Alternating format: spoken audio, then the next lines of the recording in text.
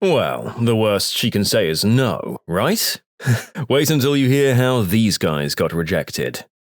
You know, I think this might make it worse, but it actually occurred when she was asking me out. She said, "I'm only asking you because I'm desperate." It was awkward. We watched Horton Hears a Who and shared Raisinets, and she asked me halfway through if she could hold my hand. I was like, sure. We didn't go on a second date. We were in high school. I sat next to her and we started talking. Everything was going great, so I asked if she wanted to go see a movie. She looked around and then said, "Look, I don't want to be mean, so just tell people we found out we're cousins." Then it was awkward for a few seconds until she switched seats. I can still smell the room we were in because of how bad that memory is burned into my brain. Ouch, Patricia. Not cool. Similar situation, actually. In high school, I'd ride the bus with a girl who was a distant cousin of mine. We both knew we were related, and I assumed she was aware that she was not a love interest to me. My other, closer cousin and I were going to a movie, and I asked if she'd like to go too, thinking that I was asking a cousin to accompany two other cousins to a movie in order to watch said movie. She must have thought I was asking her on a date, because she said, "Aren't we related?" Me, having no idea why that would matter, when going to, again, a movie with family, said, "So?" I was in utter confusion because I was already going to the movies with my cousin, and she was my cousin, so why wouldn't another cousin go to a movie just because we were related? Took me years to realize she thought I was asking her on a date, and then I realized she thought I didn't care about dating a relative after my response. I still cringe when thinking about it. She berated me for 2 minutes, calling me fat, loser, ugly, with all of the above in combinations. I was 13. I had kids who bullied me who came up to me afterwards and said, "That was rough, man. I'm sorry." God, imagine being so mean to someone that even your bullies come up to them and are like, "Damn, that's rough." I'm not even sure I like you as a friend, but sure, you can take me out. Why not? My confidence was torched for years, and that was the worst and most awkward date of my life. My best friend once said to my then-girlfriend, "Well, we did the deed once when we were younger, then again 10 years later to the day to see what had changed. Now, the thought of him undressed makes me just kind of sad." It was withering. Wait, your best friend said that? Jesus, who needs enemies? Wait, was your friend trying to get with them themselves, or what was going on? Because outside of a very particular dynamic in your banter, I cannot come up with why anyone would say that. This one wasn't on her, but I still think about how awkward it was and how I wanted to die afterwards. The setup to this was I thought I had a secret admirer in my junior year of high school. I received a couple of notes from an unidentified girl, nothing over the top, but just enough to seem legit, saying she thought I was cute and asking if I had a girlfriend. This was early 90s or so no social media, texting, or anything of the like. I'd find out later that this was all a prank devised by my friends, and I still can't believe I bought it. I can't remember the exact details on how my friends discovered the identity of the girl, but they gave me the info one day, and of course I took it as gospel. I knew of this girl at school, but had never talked to her before. I was walking to class with my buddies. We saw this girl in the hallway take a turn, and she was heading away from us to class. My buddies get on me to, "Go ask her out, man. She wants to hang out with you." They get me all pumped up enough to go chase her down in the hallway. I get to her and say, "Hey, Stephanie, I got your notes and definitely would be interested in hanging out sometime with you." The look of puzzlement and confusion on her was so incredible. It immediately hit me that this was all a joke put on by my buddies. She says back to me, "I have no idea what notes you're talking about, and I have no idea who you are, and if you could not talk to me again, that would be great." I still get hit with that random memory, and it hits me in the chest, just like it did back then. Furiously, this girl said to me, "Don't ever smile at me like that again. You're ugly and I do not fancy you." The kicker was, the smile she mentioned occurred outside of school hours at a shop with one of her parents the day before. And all I did was smile at her because, hey, there's someone I know from school. I was under no illusions that she had any interest in me. I'm still emotionally devastated to the point where it makes me wince to remember 36 years later. I had this girlfriend who was crazy into one of the other guys in our friend group, but was really shy. One day she was feeling confident and started flirting with him. He said, "You know, you're so weirdly attractive. Like, not in a conventional way, but I bet there's someone who is super into it." Here's the twist. He actually had a crush on her. He thought he was flirting back. It was Halloween and I was at a bar. There were two girls who were clearly besties and they were very aware that they were the hottest girls at the bar. They were each wearing typical hot girl Halloween costumes, think devil costume, consisting of a red dress and plastic devil horns. I don't remember what their exact costumes were, but I went up to one of them and said, "Hey, you look like a cute demon," and she responded with, "You look like a fricking loser." They both laughed and walked away. I laugh now when I think about it, and the story always gets a rise when I tell it, but at the time, yeah, I felt like a fricking loser. Reading all of these posts, it really makes me wonder once again how people can be so intentionally cruel. In my life, I can honestly say that I haven't purposefully put someone down. I guess some people just feel like a boss crapping on others. Well, she went, "Aww," and patted my shoulder. I've never recovered emotionally. This isn't too far from when I mustered all the courage I had to call a girl who I thought was cute and ask her to prom. Her response was to go, "Oh, that's so sweet," like I was some small child. She said no afterwards. She wasn't trying to be mean, but holy crap, it was a devastating blow. Like, at least take me seriously and treat me as a peer instead of some confused puppy. Please. She said yes, and then walked across the room to her ex-boyfriend and said, "Take me back or I'll actually go out with him." And who knows what would happen to me. That was very depressing to overhear, and the girl before that told everyone I asked her out, and made me a laughingstock for the rest of the day, and the next. So yeah, in conclusion, there is worse she can say than just no. When I was in like 8th grade and we had a dance, I spent like an hour hyping myself up to ask this girl for a dance. I walked up to a group of her and her friends and asked her, and she just kneed me in the downstairs. No words, and just that. I never did figure out what the hell that was about. Ah yes, memory unlocked. I was 16 or 17 at a bonfire kind of outdoors party gathering, saw a cute girl standing with two friends whom I'd never seen before, so I decided to go over and talk to her. I was going to say something like, "Excuse me, do you know where people are getting drinks?" or some super smooth thing like that. I got to excuse before she punched me in the stomach and I doubled over on the ground, gasping for air. It took me a minute or two to recover, and when I got back up, they were gone, so I didn't even get to curse them out. Good times. In high school track, a girl cornered me on the bus and tried to make me go through every girl between 10th and 12th grade of whom I liked. I told her I didn't want to date anyone at our school, really, but she wouldn't take no for an answer. One sophomore on our team I told her didn't annoy me, mostly because she didn't talk much. When she did, it was sarcastic one-liners, usually. This girl immediately went up to that sophomore and told her I was dead into her. I was about 50 feet away, but it was loud enough for me to hear what happened. The quiet sophomore practically screamed, "Oh my god, gross, no," in front of everyone. Yep, that's one of those things that sticks with ya. Nearly 19 years ago, and I remember it clearly. After 9 months together, we were on a bit of a break. I thought things were starting to pick up again. We went to lunch, I dropped her at her house, and then she hits me with, "I did not miss you as much as I thought I would," and ended the relationship. That was a fun thing to hear and then have to go back to work afterwards. This pretty blonde girl used to always tease me in high school and let me play with her hair and stuff all the time. One day, I finally built up the courage to ask her for her phone number in front of her other classmates. She loudly says, "James, no!" and laughs out loud. A few other guys and girls laughed at me with her. Still haven't recovered from that one either. Well, mine answered, "Smith, you make me sick." That was over 50 years ago, and I remember it like it was yesterday. I don't really know why she had to go full Draco Malfoy on your last name like that.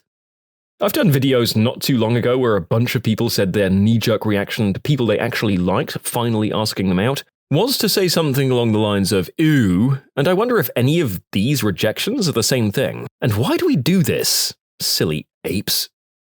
I asked my crush to go to the prom with me. Her response was, "I would rather sit home alone than go to the prom with you." And so began a lifetime of self-esteem issues. I wrote her a note asking her out. She wrote "ooh" on it and sent it back.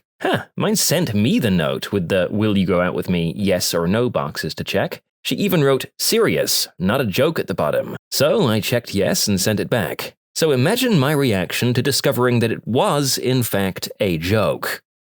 In high school, I didn't have a date for senior prom. A girl I knew said she knew a girl who really wanted to go. She was a junior, so she had to be invited by a senior. When she was introduced to me, this girl said, "Oh wait, that's him? Never mind, I don't want to go that much." Mine just laughed. I can still remember everything 40 years later. You can submit your own stories to be featured here on the channel. The story submission link is in the description below. Don't forget to subscribe to Am I the Genius? Girl here. He laughed, called his buddies over, some of them were girls too, and proceeded to make fun of me. I'll never forget that feeling in my chest, ever. Another female account here. He said, "I've been thinking about whether I want or need you in my life, and the answer to both is no." This isn't the tale of when I asked someone else, but I was in a club when I was something like 21, and a girl asked me how come I was so disfigured. I'm not disfigured, I'm just ugly with bad skin, glasses, skinny and nerdy though. So thanks, B-word.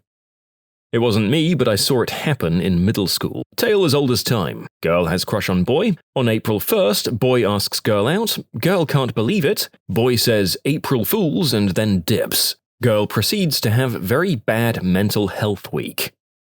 When I was a teenager, I took a friend to the cinema. Halfway through, tried the old yawn and arm over the shoulder technique. She looked at me and just laughed. I never recovered. This is kind of endearing. You could have probably pivoted. It's not like an ooh response, right?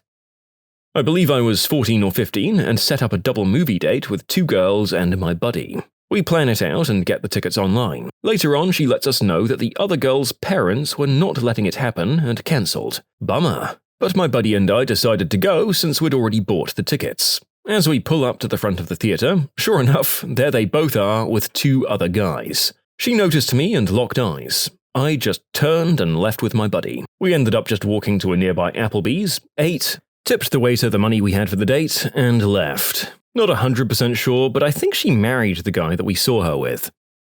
I was talking to a girl on New Year's Eve. It was 11:50 p.m. They're doing the count for the ball drop. I'm standing against a wall, drink in one hand, the other hand around her waist. She has her arms around my shoulders. I offhandedly mentioned I was broken up with recently by a woman. Her jaw dropped, removed her hands from my shoulders and said, "Oh my god, I thought you were gay. I'm so sorry," and then disappeared into the crowd. It's been 2 months. I think I've thought about that every day since.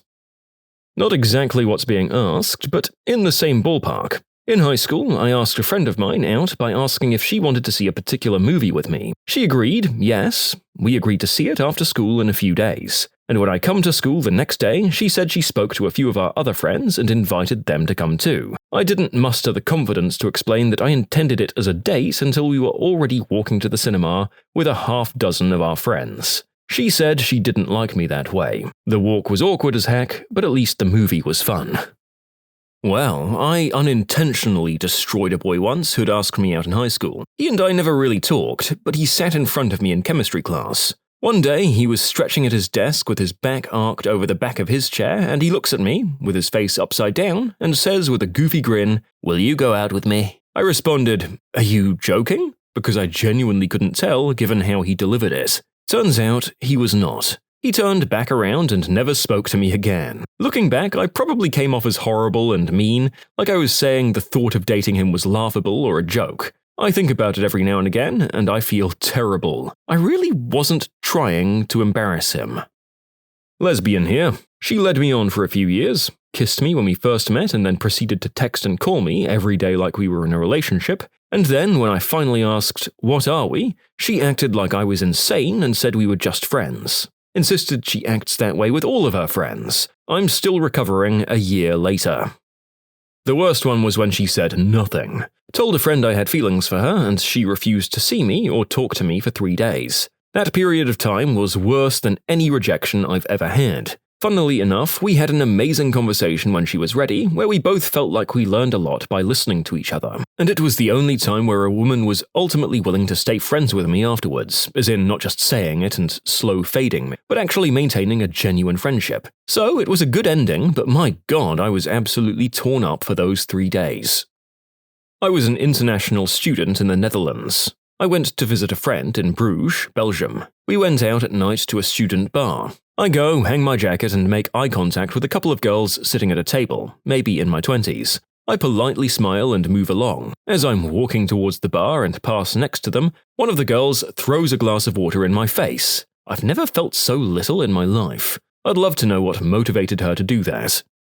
I'm a girl. For context, I had feelings for my male best friend for years. So I finally confessed. He rejected me, basically saying that he couldn't imagine being in a relationship with me, and then he said we should be friends with benefits. Oof. He also specified that if we would become friends with bees, it absolutely had to be a secret and that I couldn't tell anybody. 18-year-old virgin me was heartbroken by that, but was also dumb enough to accept that offer. Not my finest moment, to be honest. I've been on the male side of that. It's not fun. My God, just wanting to have something more meaningful with that person and just being miserable waiting for them to find something better and to move on. There's probably a healthy way to conduct an F-buddy relationship, but it's probably not going to start with one of you actually wanting a relationship with the other. Also, the girls have fully entered the chat now. I guess there weren't too many more stories of guys getting cruelly rejected left over. Girl here. When I was 15, I was a cadet. I had a crush on this guy, and Valentine's Day that year happened to fall on a parade night. So I got him a card and a chocolate bar. He blankly stared at me, took the card, walked into the next room with the other officer cadets, and belly laughed loud and hard for a good 5 minutes. He kept the chocolate bar too. I was a very shy person when I was a teenager, and didn't have the best home life, so that really messed with my self-esteem. Fortunately, I fixed the damage, and I don't have a problem with getting a date now. But if I ever have the misfortune of bumping into that guy in adulthood, I would probably call him out for that one. Not because it would change anything or matter, but because I want to understand why it was so funny. So I'm a girl, but when I was in 6th grade, I had a crush on an admittedly nerdy guy in a few classes of mine. I loved how smart he was and how he wasn't a flirt. One day my mum came to school and says we're leaving and never coming back. We were fleeing my awful father, you see. And I decided to just spill my guts. Philip, I've had a big crush on you. He looked at me and says, ew. I was absolutely mortified. She had been hinting to our entire friend group for 2 months about how badly she wanted to be invited to a local spring society ball. I'd been friends with her for 10 years. I didn't have a date, and I thought, hey, here's my chance. She mentioned again at a party one night, and I said, hey, Amanda, I'd love to take you to the dance if you'd like to go.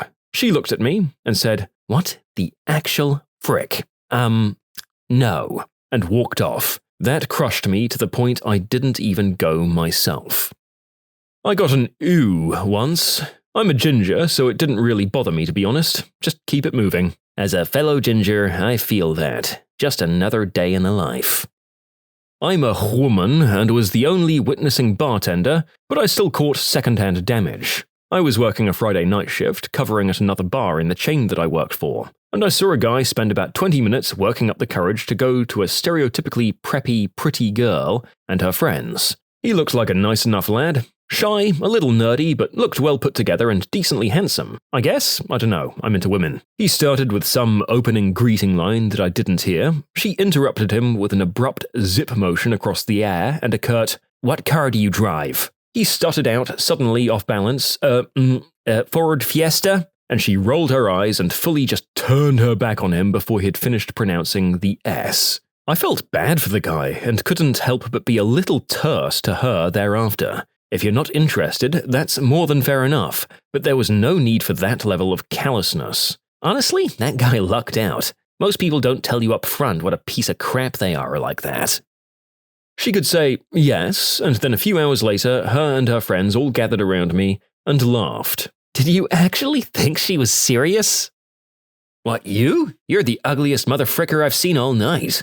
I was outside a club having a cigarette, and other guys huddled around me also smoking. We start talking, and a group of girls come outside and also smoke, but a couple of steps away from us. One of the guys that was in our group said, everyone, watch this, and walked up to the group of girls. All he did was say hi to a tall girl in a blue dress with a full face of makeup done, and she responds with my aforementioned quote. We all started laughing, and the guy walks back to us with his head down. Kinda scarred me, not gonna lie. I didn't ask a woman out directly for years after that. It's just not the same in person. After I spent $1,500 and flew across the country in the middle of COVID to see my long-distance girlfriend. Did y'all meet on Discord? This sounds like almost every Discord meetup relationship story I've ever heard. Probably a good 30 years ago, I was out with two of my buddies, and we meet up with a trio of girls. They immediately start talking to two of them, just kinda leaving me with this one other girl. I go to chat with her and she just holds up a single finger. No offense, but I'm tired of my girls running off with the 7 and 8 and leaving me alone with the 4. Ouch. You should have said, me too. Doctors, nurses who deliver babies, what are some of the strange/funny things people have screamed while giving birth? When my brother was born, they had to use forceps to get him out. My mom saw them and screamed, "Those are salad tongs. You are not putting any kitchenware in there." When I gave birth and they pulled out the forceps, I thought they looked like ice tongs, not salad tongs. Much bigger. The doctor who controlled the pain meds saw my face and asked if I wanted to remember any of this. I said, nope. Last thing I remember. My mother's labor was extremely short. I was born within an hour. So that means that she went from experiencing minimal pain to extreme pain with little time to adjust. When my dad was driving her to the hospital, he unfortunately had to stop for gas. He went in to pay, and just then an elderly man in a wheelchair stopped him, asking him to buy cigarettes for him as the store was not wheelchair accessible. My mom then proceeded to lean out of the window yelling, "Don't help the cripple!" We have never let her forget that one. Edit. Didn't think anyone would actually see this. I'm glad everyone got a good laugh out of it. I'm sorry to laugh at your mom, but damn, that was funny.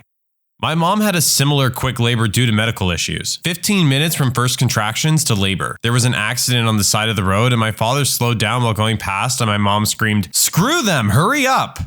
Epic fail. Last trimester, keep at least half a tank in the car. If we had to stop for gas, I'd have killed someone. I imagine the mom from Malcolm in the Middle as the pregnant woman yelling that. I believe at that point you can say, "Sorry dude, my wife is in labor," and any normal human being will go, "Okay." My roommate and I just finished our labor and delivery rotation in July. During one of the births she was helping out in, the mom and the dad were separated but still good friends. So while this woman is pushing out her baby, she begins to half tell/half scream that my roommate should date her ex/the baby daddy. The conversation went something like this. "Mom, you should really, go out with, him sometime. He's really fun." "Dad, I wouldn't mind getting some drinks sometime. What are you doing this evening?" No, she did not go out with him. That would make a heck of a love story. He actually said, "What are you doing this evening? Shouldn't you be with your newborn baby?" I get that they weren't together, but still. Seriously though, my friend, there's a time and a place. Paramedic here, delivered a baby for a lady who did not realize she was pregnant and called us for abdominal pain. Patient, "You're an idiot. I am not pregnant." Me, "Well, I can see a head crowning." Patient, "That must be a tumor." The tumor was a healthy baby girl. Mom was totally sweet afterwards, by the way. Holy crap, was she a big lady? That's crazy. My mother-in-law didn't know she was pregnant with my husband until she was 7.5 months along. She said she thought it was well-packed fat. Yeah, she is a big lady. Her wedding pictures she was 8 months pregnant in and you couldn't tell. When my sister was in labor, she was screaming, and our mom was trying to be comforting, saying, "It'll be okay, take some deep breaths, it'll be over soon." Then my sister looks up at our mom and says, "You have no idea what this is like. You just wouldn't understand, Mom." I hope your mom never let her forget saying it. My sister told me while she was in labor that she changed her mind and wanted to go home. Sorry sister, too late. Plot twist, both children are adopted, only the sister knows though. Patient, fully dilated, started pushing, then changed her mind. "I don't want to do this, I'm going home." And then tried to get off the table. This happens. I can't believe this happens. Fear 101. Question that I don't want to Google for the risk of pictures. What does it mean, dilated? I've never understood this. Edit. I got the answer already. I'm gonna get nightmares if y'all go into any more detail. My friend's mom, who's a midwife, told me that once she found a woman in labor walking around the ward with her bags packed, saying she's changed her mind and was going home. "You delivered my baby girl. Sorry about trying to leave. At the time, I just felt that way." I did this. I was only half dilated though. I just said I wanted to come back another day. My husband said he didn't think it worked that way. He was right, but man did I beg to go home and just put it off another few days. The epidural kicked in and I was good after that. My mom tried this when she was having me, but my nan was there and told her, "Get back on that bed now." I'm being induced in about 14 hours? What should I do instead? When I hit transition, I started crying. I don't want kids. I don't even like kids. EMT who did a birth on the side of the road. Woman shouted, "Screw me," during a contraction, and the husband casually replied, "That's how we got into this mess." I had a very hard time containing myself. Pretty sure my husband said this exact thing to me while I was delivering our daughter. My husband and I have a tendency to enjoy witty banter during labor. It's just how we are. During the labor of our youngest, 27 hours in, he said something and I replied, "Do you want to push him out?" Without missing a beat, he replied, "I already did, and thousands more like him." Our nurse was expecting me to be angry, but I totally cracked up. He's so funny. Husband already kicking out the dad jokes, and his child isn't even fully born yet. I said that to the doctor during her prenatal exam. "Just lie back and relax. This will only take a minute." That's how this whole thing started, doctor. One lady was too posh to swear when in pain from contractions. She just said, "Jeepers creepers." I hadn't laughed out loud at this thread until I got to this one. That's the safe word my wife and I use.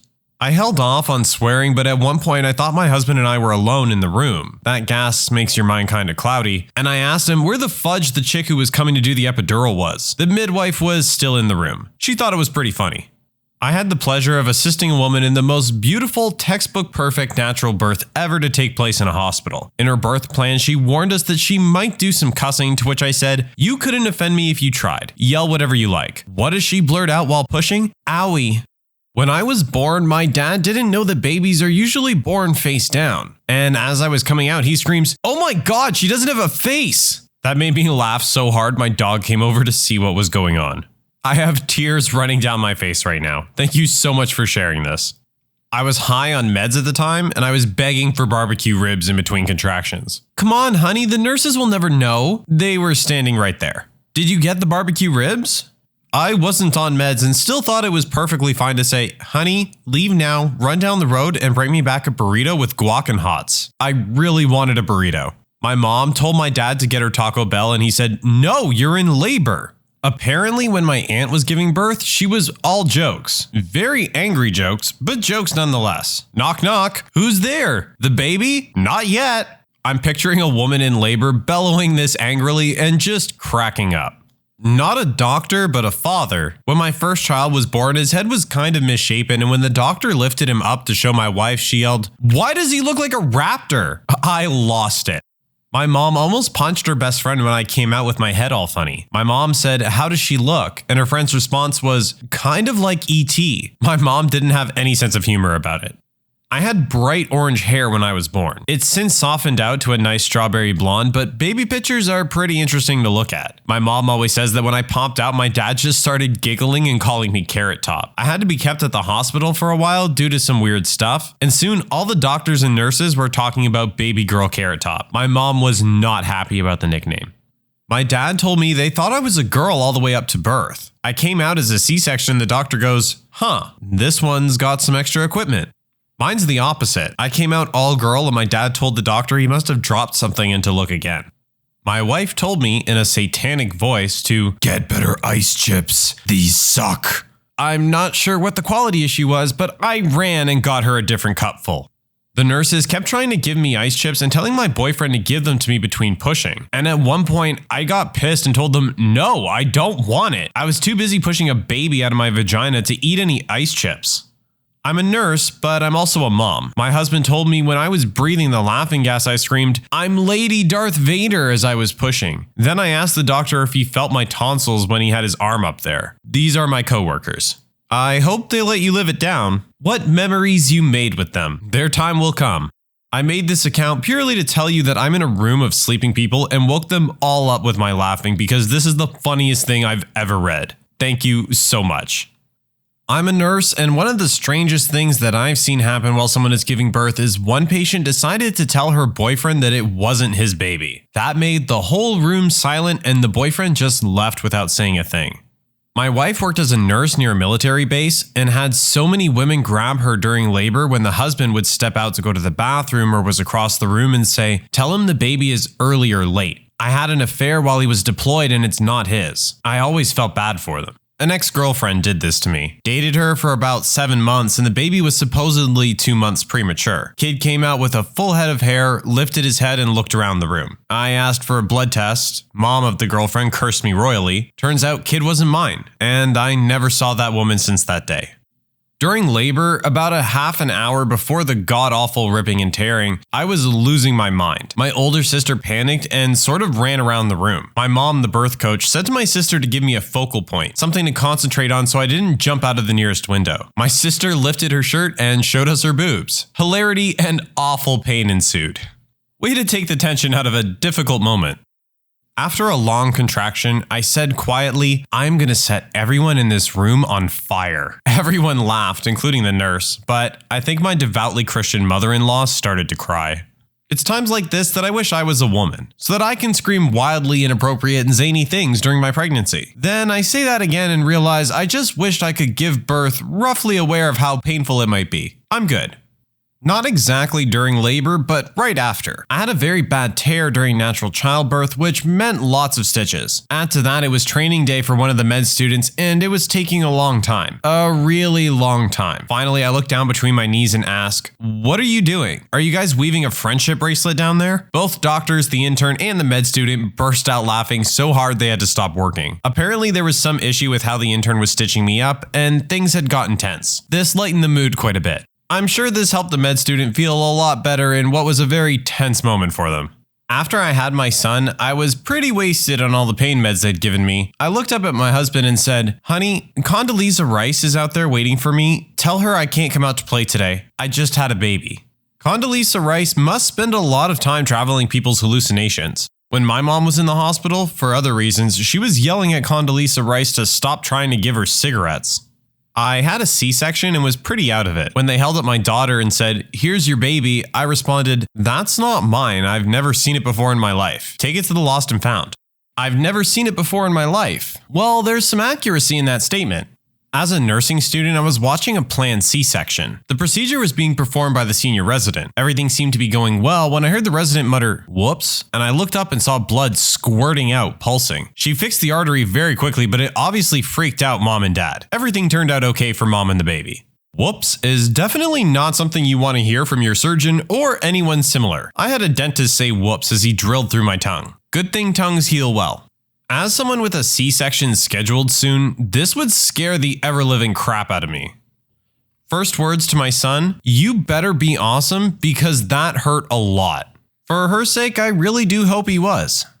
We hired a doula for our first kid 4 years ago. She told us a story that I still laugh about. She was with a couple that had been told they were having a daughter as their first kid. So, like first-time parents, they outdid themselves with everything pink, sparkly, and frilly, the whole 9 yards. Mom goes into labor and they call the doula to come in to be there for the birth. Mom's pushing, dad is cheerleading nervously, and the baby pops out and the doula notices that the sonogram tech that said they were having a girl messed up. The dad is too busy to notice anything is amiss. So the doula tells the dad to do a finger and toe count to clue him in. So the dad looks at the baby, sees 10 fingers, 10 toes, and 1 penis. Now, he'd been told he was having a daughter for the past 6 months and sees a penis, and the first thing he screams is, "Oh my god, my daughter has a penis!" Just give him a minute, he'll figure it out. A friend's mom is a nurse. Nurse, have you seen the mucus plug? Woman in labor. Yeah, that moron went out to have a cigarette. Sounds like he'll be having a talking to when he gets back. A young couple, mom and dad, were both around 18 if I recall correctly. First baby for them both. Mom's pushing and dad is doing this awkward jig, wanting to be helpful but not really knowing how to be helpful. At one point I say, "Okay, we can see the head now, still a while to go," and dad jumps up, runs to the counter, puts on rubber gloves, and gets into football receiving position like 10 feet away from mom's legs. We all burst out laughing and he was very embarrassed to learn that babies do not shoot out across the room to be caught like a football. Aw, buddy. Well, the important thing is that's what he thought would happen, and he was ready. Quality dad material right there. When my mother was pregnant, she and my dad decided to have an AmITheA. A stand-in doctor was there the day she found out the results, and despite my mom's instructions that she did not want to be told the sex, the doctor congratulated her on having a healthy little boy. My mom freaked out and decided not to tell my dad so as to not ruin the surprise. Fast forward to the day of my birth, I'm brought into this bright world without a penis. The doctors congratulate my mother on her little girl. My mom responds by yelling, "You've got to be freaking kidding me." Silence from everyone in the room. The doctor then has a serious chat with my mom about loving me even though I'm a girl, etc, etc. Turns out the AmITheA results were mixed up with another woman of the same name. Yeah, quite the confuzzle. She wanted a surprise. Sometimes you get what you wish for. He didn't tell her the sex. He told her the opposite sex.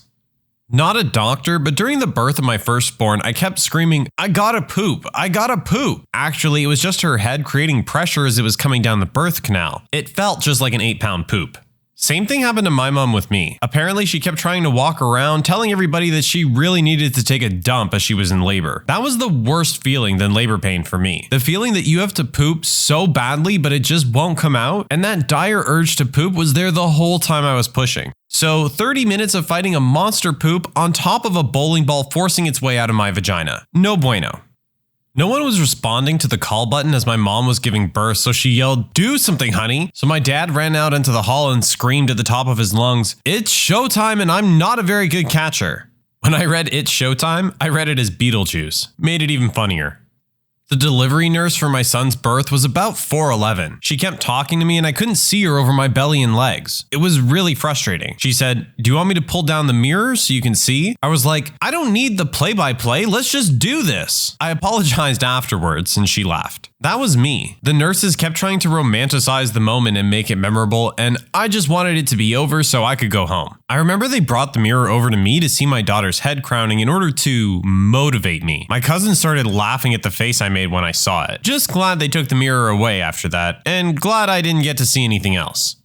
My fiance is a doctor and my mother's a nurse, so I'm claiming the titles by association for the purposes of this thread. My mother was unexpectedly having her 4th child and chose not to find out the sex. We like surprises everywhere apparently. For some reason, she became convinced it was a boy and would have bet the house on it. In the delivery room, they hand the baby to my dad and he joyfully tells my mom that they have a new baby girl. Mom, what? No, check again. Dad, I'm pretty sure it's a girl, honey. Mom, you're not looking hard enough. My older sister cried when she found out I was a boy, and both of my older brothers danced in jubilation.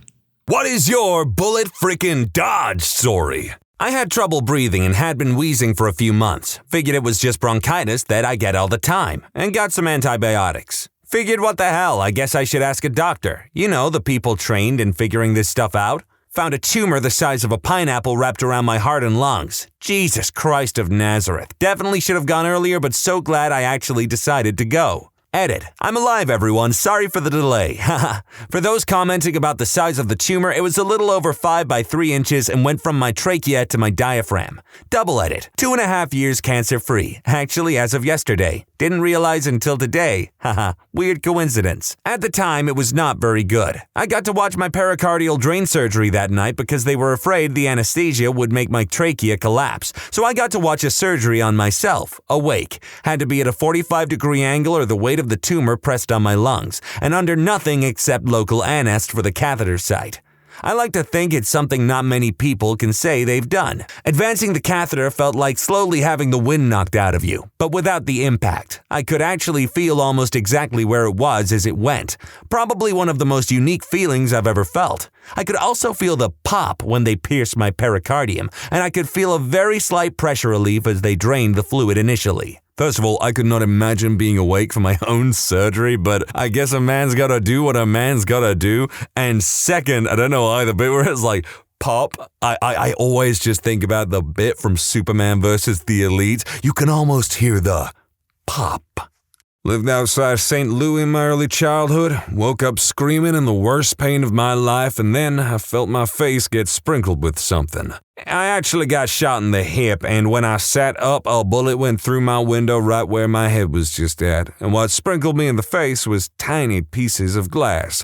So I dodged a literal bullet by taking a bullet. Edit. Really expected this to get lost in the sauce, but here are some details someone else asked about. So my bed was right next to my bedroom window, parallel to the wall. The end of the bed where my head was at was right next to the window. The bullet entered the wall and struck me in my left hip, so I guess I was sleeping on my stomach. The windows were real weird now that I think about it. It was actually 2 single-pane pieces of glass separated by 6 inches, and since both of them had a hole in them, you could stick a rod in and see that the bullet traveled right where my head had just been on my pillow. Edit. Another side story connected to this now that I think about those windows. One time I came home from school, I noticed the inner window shattered and there was blood all over the place. Turned out it was my dog that tried to launch herself through the window. We were pretty certain that someone was at my window scoping it out. She was super defensive of all of us. I'm pretty sure this actually occurred after the shooting.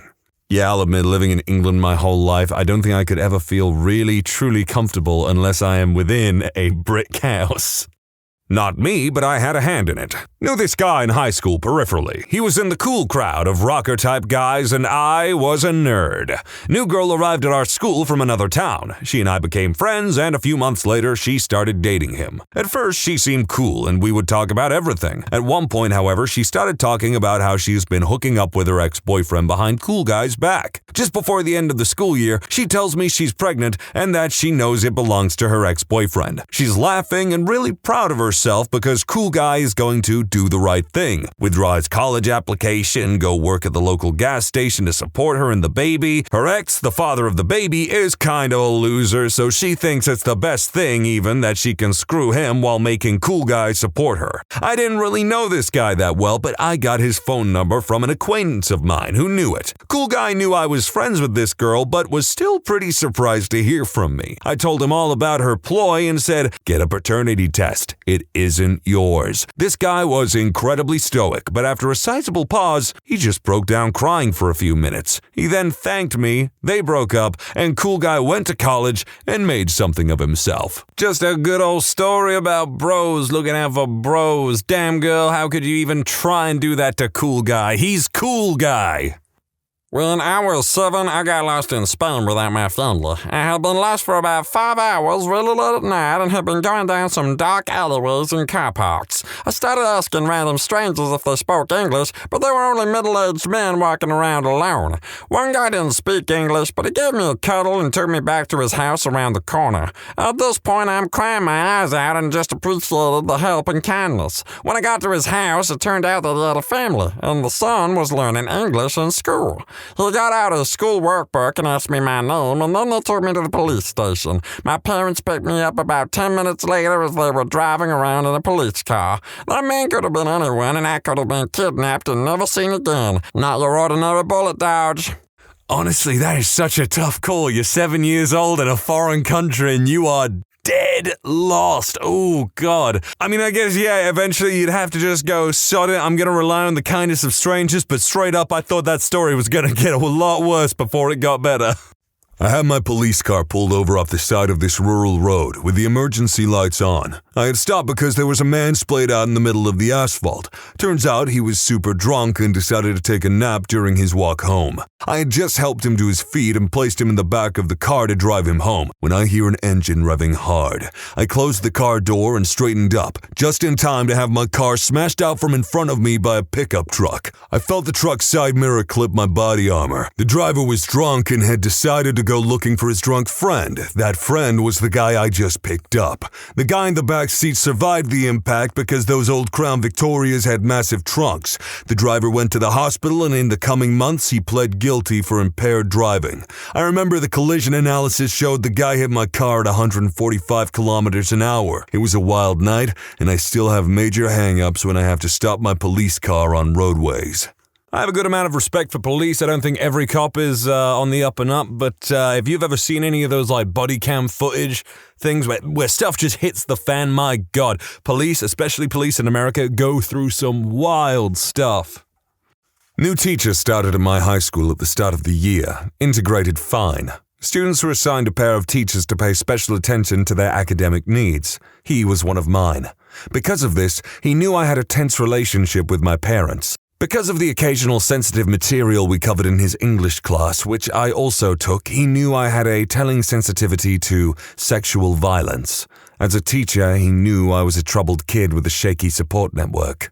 He gave me off-base but evidently well-intentioned advice about managing my controlling parents, worked with me and my other overseeing teacher to try and make school less nightmarish for me, and overall seemed like a warm, engaging guy. He gave some people the willies, but I felt fine around him. Then, middle of the week, a few months into the year, he doesn't show up. We're told he's not employed here anymore. No official details.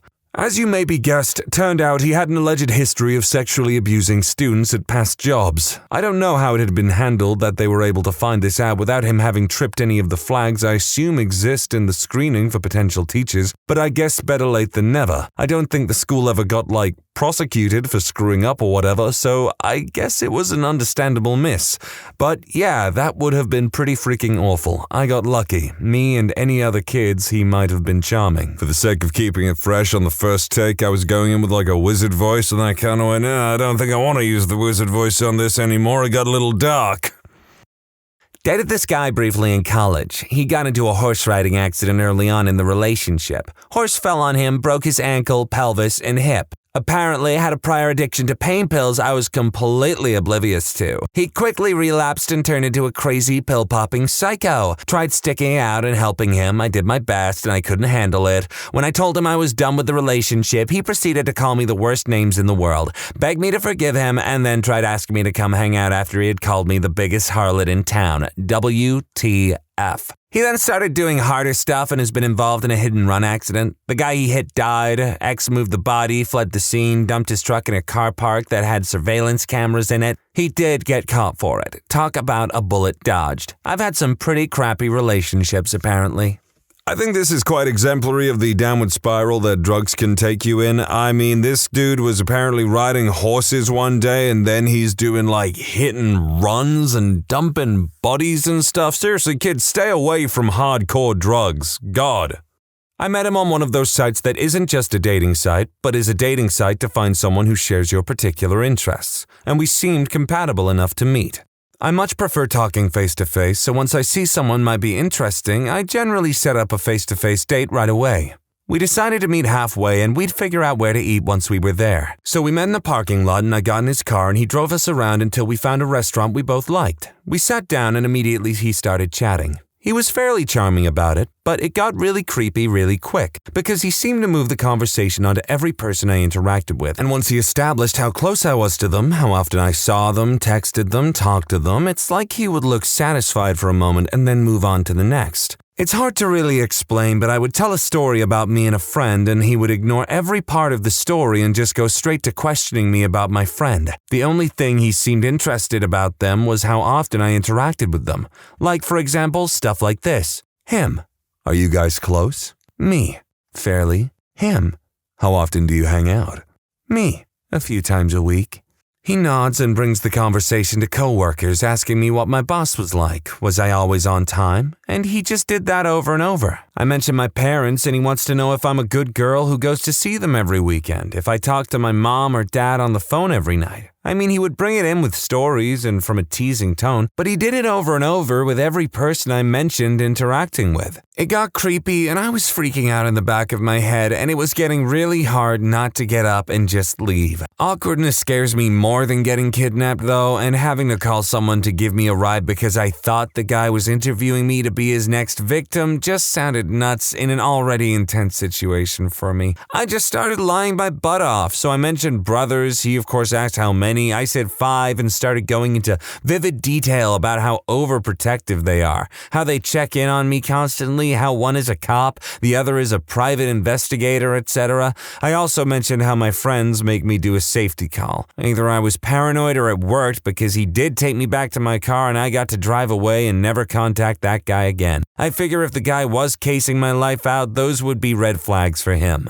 I'm not gonna lie, I would probably have the exact same thought process as this person. It takes even less than that for me to stop and consider whether or not my date or someone in my general vicinity is plotting my downfall at any time. Back in my raving days in the early 2000s, before it got trendy, I got deep into e-use and subsequently became a small-time dealer. Small-time over the course of a few months rapidly became pretty big. One night after re-upping, buying more Scooby snacks to sell, I went over to my buddy's house to play Counter-Strike until the early hours of the morning. On my way home, I got pulled over. I had 2,500 green triangle Scooby snacks in my trunk. I pulled out my license and registration, laid it out on my lap before the cop came to my window and proceeded to be as polite as possible. The cop asked me why my eyes were red and asked if I smoked smoke the ganja? I said absolutely not. I never liked the ganja. Weird, I know. And I told him we were playing Counter-Strike for an 8-hour plus session, and that's probably why. He ran my license, which was clean, came back to my car and said, "Okay, drive safely and let me go." I left that scene bricking it. Had he looked in my trunk, I would have been arrested and looking at a distribution felony and at least 12 to 25 years. Not to mention it would have destroyed my life. I stopped dealing and raving after that. Today, I have a lovely wife, my own home, good health, thriving business, healthy toddler, and another one on the way. Talk about bullet dodged. My life and the life of those I love would have been drastically different if it played out the other way. It should have. I am the lucky one. I lose sleep often thinking about that. Edit. Wow, thanks for all the encouraging words and upvotes. For those of you who are critical of my choice to slang E, you need to realize that my customers were all adults with free will. Some prominent doctors, lawyers, teachers, etc. The choices we all make in life, and the consequences of those choices fall on us, period. I didn't make the drugs or import them. I didn't force anyone. I've actually cut people off many times. And today's society is frankly too quick to blame everyone else but the person, ourselves. Stop that. For those saying I got a lucky pass and need to pay it forward, I totally agree. My life changed from that day on. Now, I don't have that much respect for drug dealers by any means, but I am happy that this person is keeping their nose clean now and living a decent life. I really agree with the sentiment about personal responsibility. That is an issue that I think a lot of people really don't understand anymore. You just got to think about your actions, how it will impact you, how it might follow you in the future before you do something. Go watch the Back to the Future trilogy. That's basically the core of that entire thing. How your actions, how your decisions can have a terrible outcome in the future. Well, just recently I had a job offer, which never felt right in my gut. After the initial excitement of actually getting an offer wore off, I was feeling kind of meh towards the position, but figured I could do it for a year or two since it would potentially allow for a better quality of life. However, when reading the contract, so many warning bells went off in my head. My husband works in employment and labor law, so I had him review the contract. The first words out of his mouth last night were, "Don't sign that contract as it is." Some highlights include, keep in mind I work in K-12 education, not some extremely secretive cutthroat industry, a 1-year no-compete clause for any tangentially related position in the entire county, which, keep in mind, has the largest school district. 60 days written notice if I were to leave, not crazy at first, but good luck getting a new job over the summer, which is when most schools post positions. If I decided not to return after signing a contract, I'd have to reimburse all insurance benefits starting from July 1st, 2017. Not sure if these are standard in other industries, but I've never seen anything like this as a teacher. Basically, it would make it close to impossible to leave the job, and I could potentially be screwed so many ways if I did. If this was what was in the contract, what could the work environment be like? Just sent off my thanks but no thanks email to the director with the school year quickly approaching. Looks like I'll be back at my current employer. Read your contracts, kids. I know I don't. No, I pay other people to read them for me. The city was doing road construction in front of our place about 3 years ago. It was annoying, noisy, and covered everything with fine dust. During this time frame, my son ended up catching some sort of bug, or so we thought, that seemed a lot worse at night. 3 nights in a row, he ended up jumping out of bed after throwing up all over the place and having diarrhea. It was awful. We would spend hours just rubbing his back and cleaning him up. I would then put him to bed in the spare bedroom and he would pass out completely exhausted. After the 3rd night, I went on a cleaning spree and was basically scouring the hell out of everything to get the sick air out of the house, when I discovered that damn dust from the road construction was coating everything with this grimy blackish residue that was incredibly hard to remove, or what I thought was road dust. I was irate enough that I took a pic and posted it on Facebook and was whinging about the construction and asking if anyone else was having the same issue. A couple hours later, I get a message from a friend that asked if we had an oil furnace. I thought it was odd, but just said that, yes, we do, and asked why she asked. She then proceeded to tell me that all her ceiling fans and vents, etc. looked exactly like my pic did when her furnace filter got clogged and wasn't burning off the oil properly, which in turn filled her house with carbon monoxide. I totally went into preservation mode and packed everyone into the truck truck and drove around the corner to the fire station. Firemen came in their trucks with their carbon monoxide detectors, and sure as hell the basement was highly toxic and was filling the house. My son's room is directly above the furnace room, and when the heat was kicking in at night, he was getting poisoned. We are all lucky to be alive, especially my boy. Our landlord installed carbon monoxide detectors 2 days later after the house aired out and the furnace guy did his repairs. Scary stuff, kids. So I actually do laboring. I've never done road work before, but God, I can only imagine how bad the road dust is for you. But I did a lot of soft strip demolition work, really. And when I was working like 10-hour shifts a day, I would do like 50-hour weeks or something like that, just moving stuff around for these guys. Loads of people would not wear their mask when it's like we've just been breaking down walls and there's loads of construction dust everywhere. And obviously as a voice actor, I want to protect my voice and everything. But I would just know all these guys that would take like, I don't know, 12 smoke breaks a day or something, probably more, and still just be breathing in this dust because they didn't want to wear a mask. And I'm like, dude, you are ridiculous. Your lungs are going to be messed up in the future. Whew, I'm so glad that the story didn't end in tragedy, but that's why it's a bullet dodge story. I told this to my dental hygienist recently and she thought it was funny, so here you go. My friend owned this camp in the mountains. When it wasn't in season, he brought a bunch of friends up to hang out. So it's very late at night and he goes to get some people at the front entrance and leaves me and another friend alone. We decide to do the zip line over this pond. As my friend is explaining to me, you're going to feel a yank after you jump off. I just tell him, go and I'll see what you're talking about. He goes and looks awesome. Now keep in mind, it's pitch black outside, so I ready myself and jump. I feel the little hitch he was talking about, but something isn't right. As I conclude that something indeed isn't right, it feels like I get hit with a pickup truck in the back. I was falling about 25 feet without even knowing and landed perfectly on my back in about 1.5 feet of water. The rope snapped. Any other rotation would have left me severely injured or dead. My friend thought I died, but I got up and met him around the corner. My back looked like I had been shot point blank with about 50 paintballs. Other than that, I was fine. Well, that is some divine luck. Like, they didn't even realize they were falling. It was that dark. God damn, they are one lucky SOB.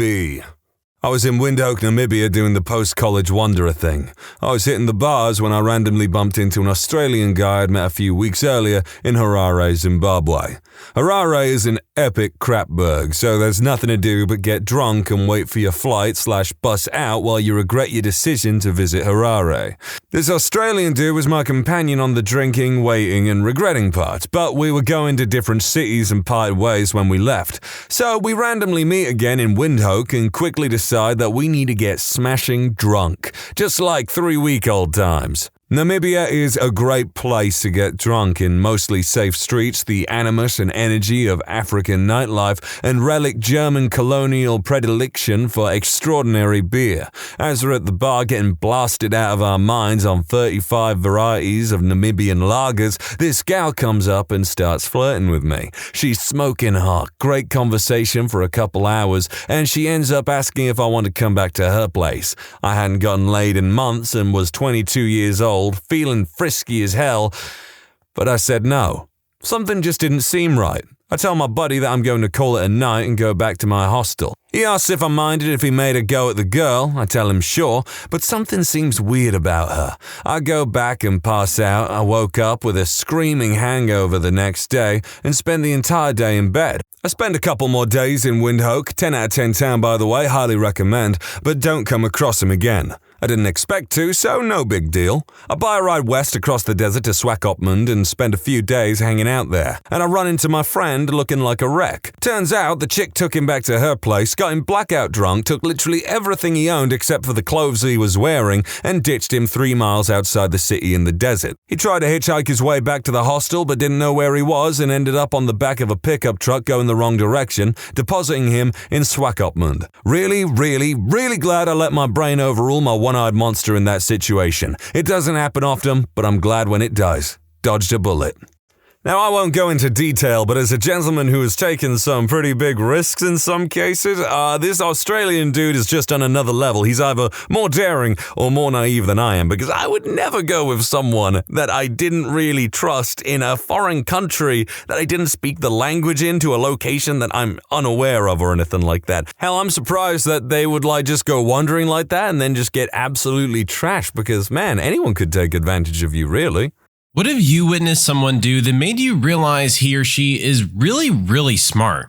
My wife's grandfather. He's a retired electrical engineer with a dozen patents to his name and a long list of recognitions I can't be bothered to remember or name. I always knew he was brilliant, but never realized just how until one day last year we were visiting and he got a phone call. Keep in mind he's been retired for 20 years and is 86 years old. The phone call was from an electrical engineering firm from halfway across the globe asking if they could fly him out to a site and have him consult on the energy capture of a hydroelectric dam they were building. They'd run into a problem that none of them, all the electrical engineers, could solve. They had consulted 3 of the top university departments in the US on the issue, and the last one had referred them to him. 20 minutes on the phone and he agreed to think about it. 2 days later, he'd solved their issue and written the solution on a single 8x11 sheet of paper, which he scanned and emailed to the company. He said he took so long to write it up because he didn't want to have to fly all the way out there at his age. His explanation was so clear, I was able to understand and follow it with no relevant higher education. I spent a year trying to track down an intermittent issue with my car. An older gentleman on the forum had suggested a likely cause, but I disregarded it as the parts had already been replaced. Sure enough, he was right, and I managed to follow from that to find the other half of the problem. Saved me so much trouble. I had a mechanic look at it, I'd spent hours tearing my hair out trying to fix it. Nothing worked prior to that. Respect your elders, folks. He should write a book / at the bare minimum document what he knows so that it can be converted to a book or just published publicly. He's clearly an expert in his field and his knowledge is invaluable. Everything he can write down can only better humanity. He has contributed to several textbooks over the years. He sounds like the kind of guy you should just sit down one day and say, "Tell me everything you know." Better pack a lunch though. One time, my drunk uncle was in jail and needed bail money, and being that my dad was the only one in the family with any real savings, they all looked to him to fork up 100% of the cash. Having been asked, he realized the situation had 2 possible outcomes. 1, pay for his bail and never get the money back, or 2, not pay for the bail and the whole family blame him for it. So my dad decided to throw them a curveball. He told them that whatever the rest of the family raised for the bail, he'll not only match it, but he'll offer double what they raised together. Nobody offered 1 cent. Blame averted. Well, I'm certainly going to recycle this if the need ever arises. I hate that though. I've had friends who've been the only ones in their family that had their act together despite all odds. Somehow they end up becoming monetarily responsible for others' consistently poor decision-making skills. This can probably be used in a lot of situations where I'm dealing with would-be deadbeats, totally stealing it. I had a teacher in high school that, using both hands, could write a sentence starting from the beginning and the end simultaneously. He even split the middle word of the sentence. He also spoke around 5 languages. I had one like that. She could write in English and Greek simultaneously. I was playing the card game Egyptian Rat Screw with some friends, and then all of us noticed that one of our friends was slapping a bit too fast to be believed. It turns out he was counting all of our cards and had each of our decks memorized, which is just insane. Maybe it was just my group of friends, but you had to do that to come anywhere near winning. Each game would literally last an hour or 2 and be amazingly fast-paced. 4 of us played every day, and it would literally be our cardio workout for the day. Everyone who would watch us would think we were just randomly slapping a pile of cards. My older brother was always terrible at school. I can remember him straight up asking why he needed to graduate high school and then again in college. He then accepted a low-level job after graduation in marketing that ultimately fell apart due to the company executives screwing up big time. During all of it, he somehow was able to keep a small client, and within 7 months of working, was promoted to their executive marketing director, making 6 figures. Now he has multiple clients on the side and is always scheming something up. The dude is as hard-headed as they come, but nonetheless is a marketing genius. Blows my mind how far he's come. I was once in Chinatown and I saw this old Chinese guy with a bunch of groceries. He'd tied the bags together by the handle and slung them over his shoulder. He looked ridiculous. The next week, I was struggling with a lot of groceries and I remembered the old Chinese guy, stopped on the sidewalk, tied all my bags together, and walked home like the unencumbered dork I became that day. In high school, I had a friend who we made fun of all the time for being dumb, but he would have the wackiest ideas that would somehow work. One time, around Christmas of my sophomore year, a few of us decided to buy a 30-pack, and then later decided we didn't feel like drinking it that night. I couldn't keep it at my house, but one of my friend's parents was coming to pick all my buddies up. Nobody knew how they were going to get the 30 out of my house and to one of their houses. Then my friend came up with the genius idea. He went upstairs in my house, wrapped the 30 in wrapping paper. He then decided to carry it out right in front of the car with our friend's mom waiting and say it was a gift for his girlfriend who he was going to be seeing later that night. I realized that not being great at school doesn't mean someone isn't a genius. Intelligence comes in many forms. Sure, someone might not be able to do high-level math, but they could fix parts of your car you've never heard of. I knew two guys in undergraduate who would play mental chess. As they'd pass in the hall, one guy would say, "Knight to Queen 3" or whatever. The other guy would roll back his eyes for a second and then nod to acknowledge the move. Both guys then kept walking in opposite directions. Later that day when they passed again, the second guy would declare his counter move. The game could last days and they never forgot where any of the pieces were. Each had a mental image of the board. Sure, they might have been faking, but these guys were always first and second on the dean's honor list for all 4 years of my undergraduate. I knew them pretty well. I think the mental chess was legit. Most really good players can do this. Once someone becomes familiar enough with the game, it becomes a lot easier to recognize patterns. Of course, intelligence is advantageous to get good at chess. Did they ever get pissed off and mentally flip the board over? Knight to floor, rook to floor, queen to floor, king to floor. It's all about knowing the game and the related statistics. One of my favorite stories from my college football days is how well some players can recognize patterns and statistics and combine that with their physical prowess. There was a safety on my team that went to the NFL, still playing, who could answer every coverage question or situational scenario with almost 100% accuracy. Anybody who can explain highly complex things very simply. It takes an intelligent person to understand it, but it takes a brilliant person to grasp it so fully they can dumb it down to explain it to anybody.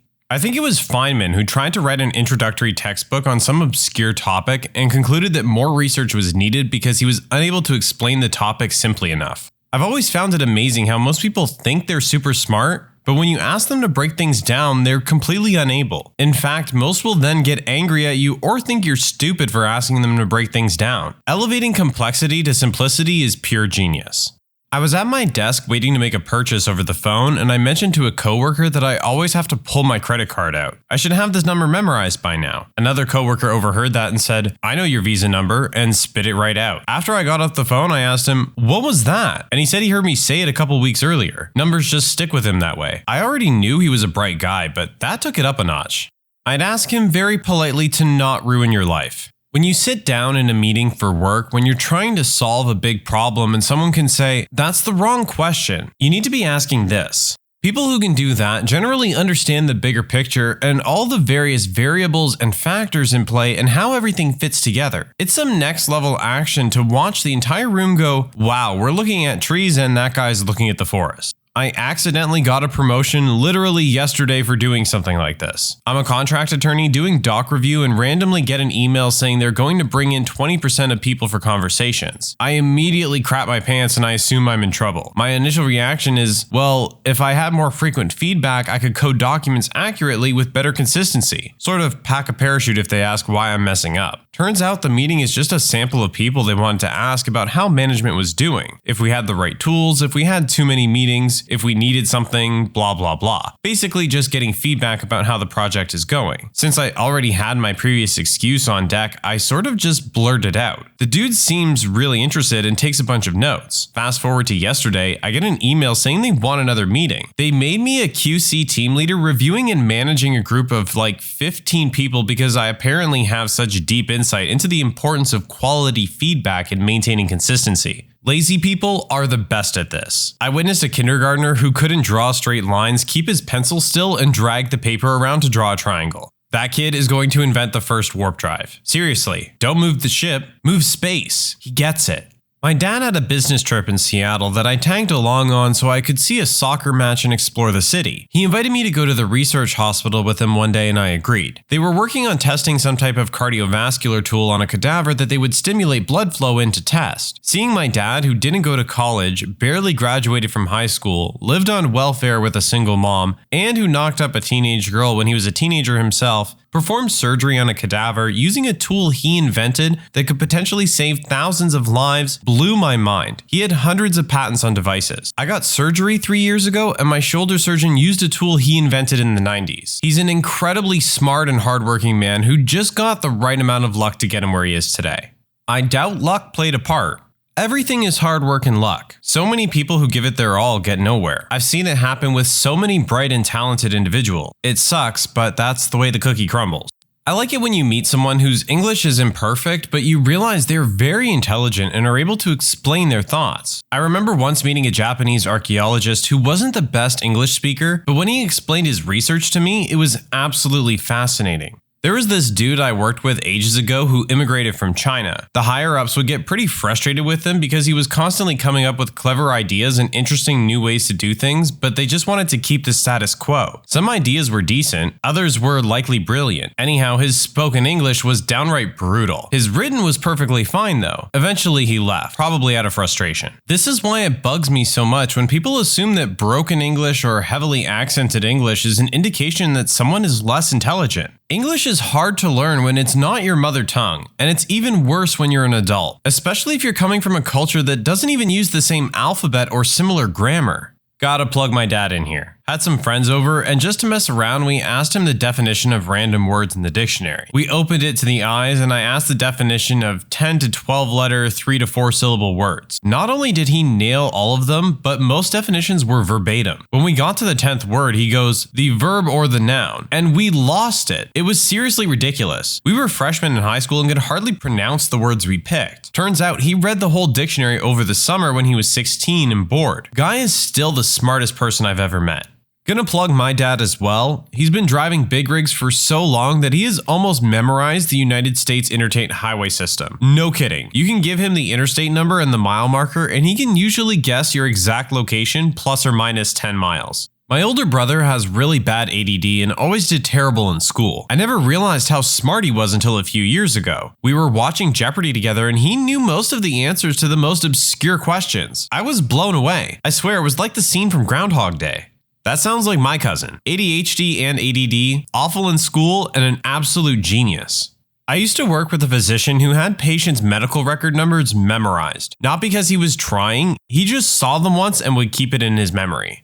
16 digits. When medical students would ask questions, he would say page number and paragraph where they could find the answer. He wouldn't use progress notes with patients. He would just walk into the room and ask the patient about all their family members by name and their entire medical history without ever glancing at a note. He would write notes 6 weeks after seeing a patient. Never miss a beat. Billing would scream about it constantly. On a side note, he had zero knowledge of the real world or social skills. Memory was the craziest I've ever seen. Years ago, I had a girlfriend in Denmark whom I visited once every few months. A few blocks away from where she lived was a secondhand book and game store run by a friendly old lady. It was basically a normal house, only every wall was covered in bookcases filled with books and movies and video games, ground floor and first floor, and she sat at a desk in the corner with a pile of new old stuff for cataloging. I looked through the neatly alphabetized PS2 games to see if she had any Dynasty Warriors 4, which I hadn't been able to find anywhere else. No luck. I asked her, she thought it over for a second, then said it didn't sound familiar. We bought VidDoc instead and headed home. Flash forward about a year, we stop by again, walk in the door, the lady sees me and says, "Ah, young man, good you're here. I have Dynasty Warriors for you." 4, was it? I'd been told she had a ridiculous memory, but I was just amazed. My girlfriend swears she hadn't been there in months either. I was just another customer and she remembered me and what I was looking for a year.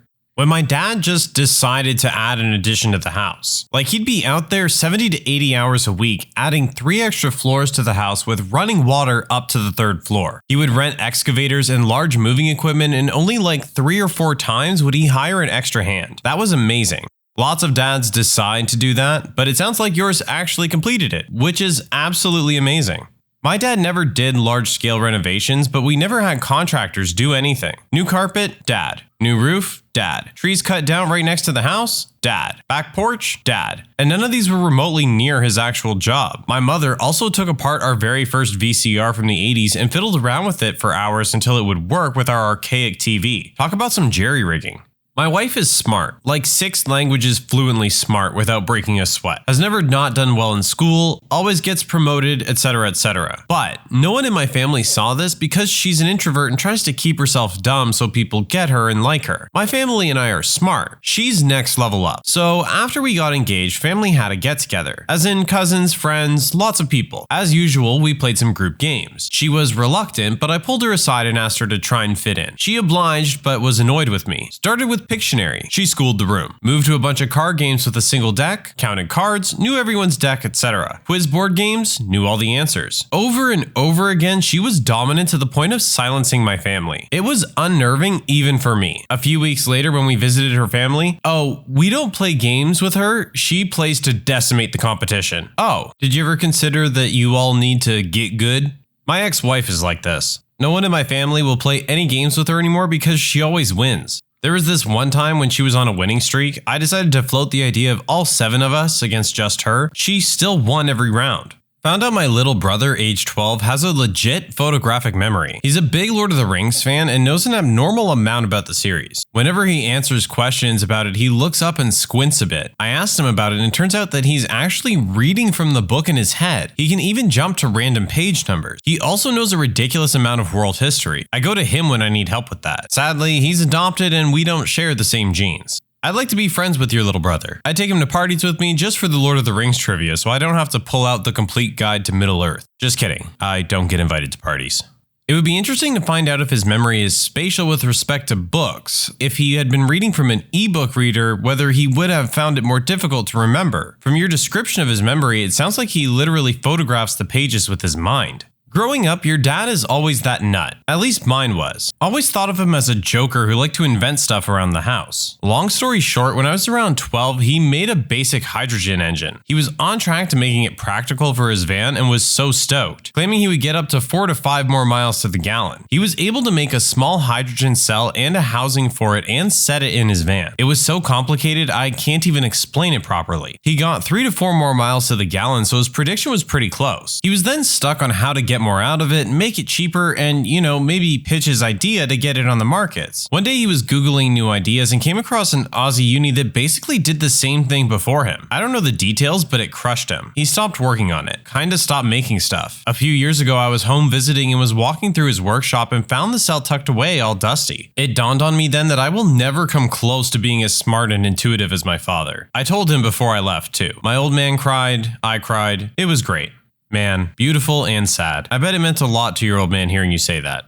Parents who have disowned or genuinely stopped loving your child, what happened? I disowned my father. I don't believe it's nearly as difficult a decision as disowning a child, but it was tough. I grew up in an upper middle class, perfect nuclear family. My parents were high school sweethearts, my dad was an operator at an oil refinery, and my mom was an accountant turned stay-at-home mom. I'm a middle child. I have a 3-year older brother and a 3-year younger brother. When my older brother was about 10, my dad's drinking got out of hand and became extremely physically abusive. A few years later, my mom divorced him after 23 years of marriage because she was afraid for our lives. My dad went off the deep end, started doing drugs, stealing, etc. Was involved in a few hit and runs. My older brother, who had received the brunt of the physical abuse, was manipulated into a relationship with my dad for a few years. To a lesser extent, so was I. He seemed to take an interest in us for the first time since we were little, but in hindsight, it was just more manipulation and gaslighting. We won't go into all the details, but my brothers and I eventually got wind of just what kind of sketchy stuff he was involved in. My little brother and I, who both had aspirations to get into law enforcement, cut him out of our lives completely. My older brother took a while longer. He was a kid who always just wanted his dad to love him, and so he was wearing blinders. He did eventually see the light and cut my dad out as well. A few years ago, my dad was living with his mom. My grandma had been manipulated by him for years, and they had a symbiotic, codependent relationship. She was a prescription addict, and he was an everything addict. My grandma had a reverse mortgage on her home. She was diagnosed with lung cancer and given 6 months to live and moved into a nursing home. My dad kept squatting at her house despite the bank coming to rightfully claim the home. Cops got involved and he was arrested. My grandma slipped and fell 2 days after moving into the nursing home. She developed a brain bleed and died a few days later. My dad had a seizure his first night in jail and was brought to the hospital, where it was determined he had a burst brain aneurysm. The doctors theorized that the aneurysm was a result of his drug use, and when he was scuffing with the cops during the arrest, his increased blood pressure and/or jarring caused it to burst. Now he's in a nursing home, and functioning at about a 6-year-old's level. He has some inkling that he's messed up royally and it is all his fault, but he doesn't understand the specifics. He can kind of communicate and holds conversations, but they're bizarre and wander all over, and a lot of very strange words make their way in. I visit him a few times per year. I only do it because the person he became with addiction is dead. I believe that karma caught up to him and he's earned his hell. I truly would not shed a tear if he dropped dead tomorrow. He's been dead to me for a decade. I do have some compassion for a sad, confused 58-year-old man who's in a depressing nursing home and doesn't understand why he has no visitors. He knows he has kids and a wife. He doesn't understand they're divorced. And sometimes he even knows he has grandkids he's never been allowed to meet. So he doesn't understand why nobody visits him. I've started occasional visits not because I have any interest in having a relationship with him, but because unfortunately the doctor saved him when his aneurysm burst, and we're left with a person who's paying for crimes he doesn't know he committed in a world he doesn't understand.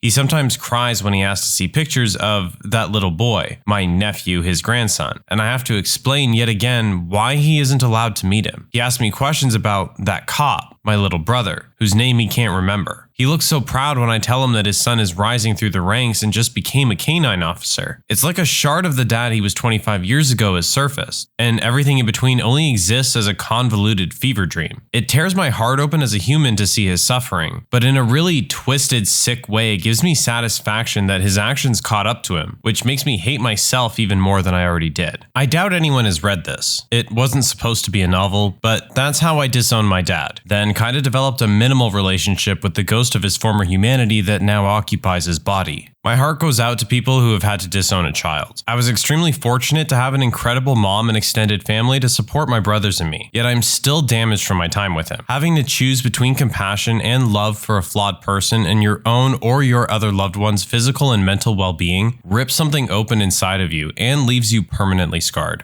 I read it, and it moved me deeply. You're an excellent writer, and I encourage you to keep sharing your words. Thank you, and I wish you and your family the best. My mother disowned me and my sister. She was a mentally ill, abusive alcoholic. She tormented us. I bore the brunt of it as I got older in an attempt to shield my sister. I was abused in every way a child can be. Mentally, emotionally, physically, and sexually. My boyfriend helped me get out. Well, forced my hand in leaving, and I'm so thankful for that. I'll never forget watching my sister get smaller in my rearview mirror, bawling her eyes out. That was one of the hardest moments of my life. I was leaving her there with my mother. We had tried getting help before, but my mother was a master manipulator. One day, after beating the tar out of me and ripping my hair out, we had gone with my sister's grandmother to the police, and me and my sister were berated and treated like criminals. Told we were ungrateful, spoiled brats. I didn't think calling CPS would help. A year later, my sister's grandmother and father begged me to help my sister. She was suicidal and miserable. They needed me to make some statements and talk to CPS. I was already low contact with my mother, but knew this would have serious consequences. I didn't care. I loved my sister more than anything. It was awful, and we were both disowned by my mother and most of her side of our family. It ended up being the best thing to happen to me. Me and my sister were both diagnosed with CPTSD and are trying to heal. I struggled with alcoholism myself and am almost 2 years sober. I'm happy with my life and where I am, and know that what I've been through has made me so strong. My sister is struggling with substances herself right now, and all I can do is pray and be there for her. I hope she can heal, but she's so very angry right now, which I get because I've been there. I hope she'll snap out of it like I did. I'm not a parent.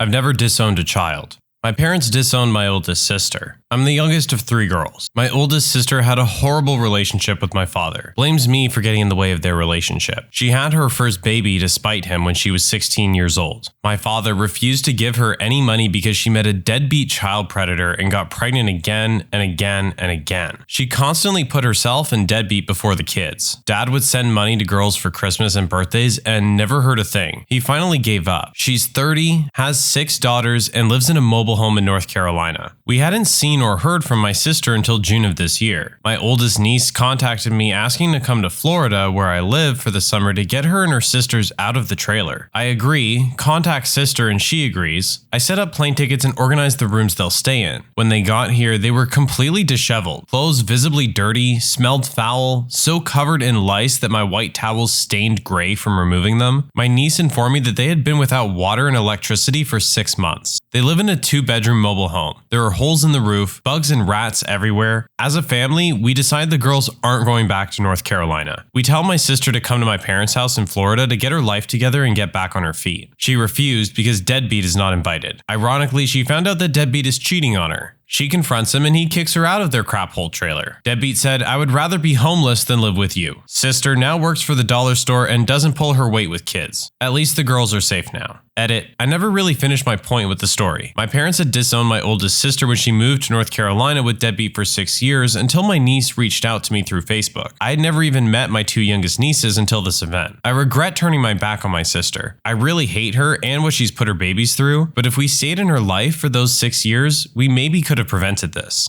I took custody of a 4 and a 2-year-old the week my son was born because my sister's a heroin junkie. Much respect to you and your family. My siblings and I have stopped interacting with my oldest brother. We found out that years earlier he had molested at least 2 boys. He was an adult at the time. He showed no remorse and turned the story around to say that those boys were at fault. It was so disgusting to watch someone you grew up with treat people so poorly and show such a blatant disregard for others. The good news is that the remaining 4 siblings have become closer, and we are now able to appreciate the good we see in each other. It's true when they say if you could pick your family, it would look much different than it is. My parents disowned my oldest sister. She always struggled growing up more than us. She became a teen mom with a bad older dude, partied a lot, etc. But my parents helped her a lot. They do okay for themselves, but had a no co-signing rule for all 6 of my siblings and I. Still, they co-signed for her house so she could get a head start. She didn't pay the mortgage for almost 3 years before my mom got served in front of all the other nurses at her work. My parents worked tirelessly to try to work out deals where my sister and her family kept the house and got some leniency, but to no avail because my sister never showed up for court dates. During this time, she paid $12,000 for IFE and got pregnant with her 5th kid. When my mom demanded some of the money back, she accused my dad and my brother of beating her sons when my parents took them to Disney World. He didn't, and said she'd file a police report if he asked for money again. They kept asking since it wasn't true. She awkwardly joined us for Christmas and punched my brother in the face during the meal for humiliating her oldest son by asking him if he wanted to work in my brother's company for good pay. Her oldest son is in and out of jail and my brother was trying to help him after his release, but her son said he didn't want a job and got mad. She then called the cops and told them the same brother had illegal guns in his truck, and they came on Christmas night and searched his truck. No guns found. Needless to say, she is not welcome anywhere near any of us, and my mom still cries about it, but refuses to talk to her again. My heart actually aches for your mom. I hope she got more than just disownment. My mother and her sister were both adopted into a great family. Recently, my grandfather fell ill and we were told to prepare to say goodbye. So the family gathered. My grandmother has had a hard time with her memory since she had a brain hemorrhage, but she welcomed my aunt into her home during this tough time. Whilst my grandfather was in his final week, Wendy, the aunt, took my grandmother's ATM card and proceeded to spend well over $1,000 on herself and get herself a motel room. She also attempted to steal their car. When my uncles found out, she basically disappeared into the wind. After my grandfather passed and his funeral was all sorted, my grandmother went to an attorney to write Wendy out of any inheritance she would get from their estate when she passes. She didn't press any formal charges because the whole process would have been lengthy and more painful for her. She didn't need the extra stress. I'm pretty sure one of my uncles also threatened Wendy to make sure she stayed away from my grandmother from now on too. It seems extra appalling when it happens during a difficult time for the family, but it seems also like these kinds of people wait to strike in these high-stress situations. While most of the family were burying my husband's grandmother, his cousin broke into her house and stole her checkbook. Meanwhile, on my side of the family, my cousin ransacked her mother's jewelry and tried to break into a safe in the house, while said aunt was in the hospital on her deathbed. Honestly, how do these people live with themselves? I love my son, but he abused me. When he turned that violence onto his sister by choking her, I had to say goodbye. Me too. I caught him when he lunged for her, routinely attacked us. He went to his mom's where he attacked his new stepfather until the stepdad left. My son and I don't speak. You did the right thing. I wish my parents had been as brave as you. Thank you for protecting your daughter. My ex-wife disowned my son. We both married young when I was in the military, high school sweethearts. She became pregnant 6 months into our marriage. I don't think she connected with him at all after he was born. The most she did with him was Instagram photo shoots where she painted herself as #1 mommy. When he turned 3, I left the military. A year after that, she ran for the hills. I remember it like it was yesterday. I sat down with her at a local restaurant to talk divorce plans. We split all of our financials and material items down the middle. We finally got to custody for my kiddo, something I dreaded to discuss because fathers never gain custody in my area, and she tells me, I want absolutely no responsibility. I was taken aback, and I asked if she was sure. She was. That one sentence hurt me more than anything else that had happened during that time. My biological father wanted nothing to do with me, and now I was seeing it happen with my own child, but with his mother. I received full custody and she married within a year afterwards. She had another child too. Her parents tried their best to be a part of his life, but she still does her best to avoid him. He's 7 now and used to it, but I know it weighs heavily on him. It just really sucks, but it's life, I guess. It's better she isn't there if she never wanted to be. He may not know that now, but he'll probably figure it out as he grows up. That's vile. Your son is lucky to have you. I'm sorry that you both have to live with this.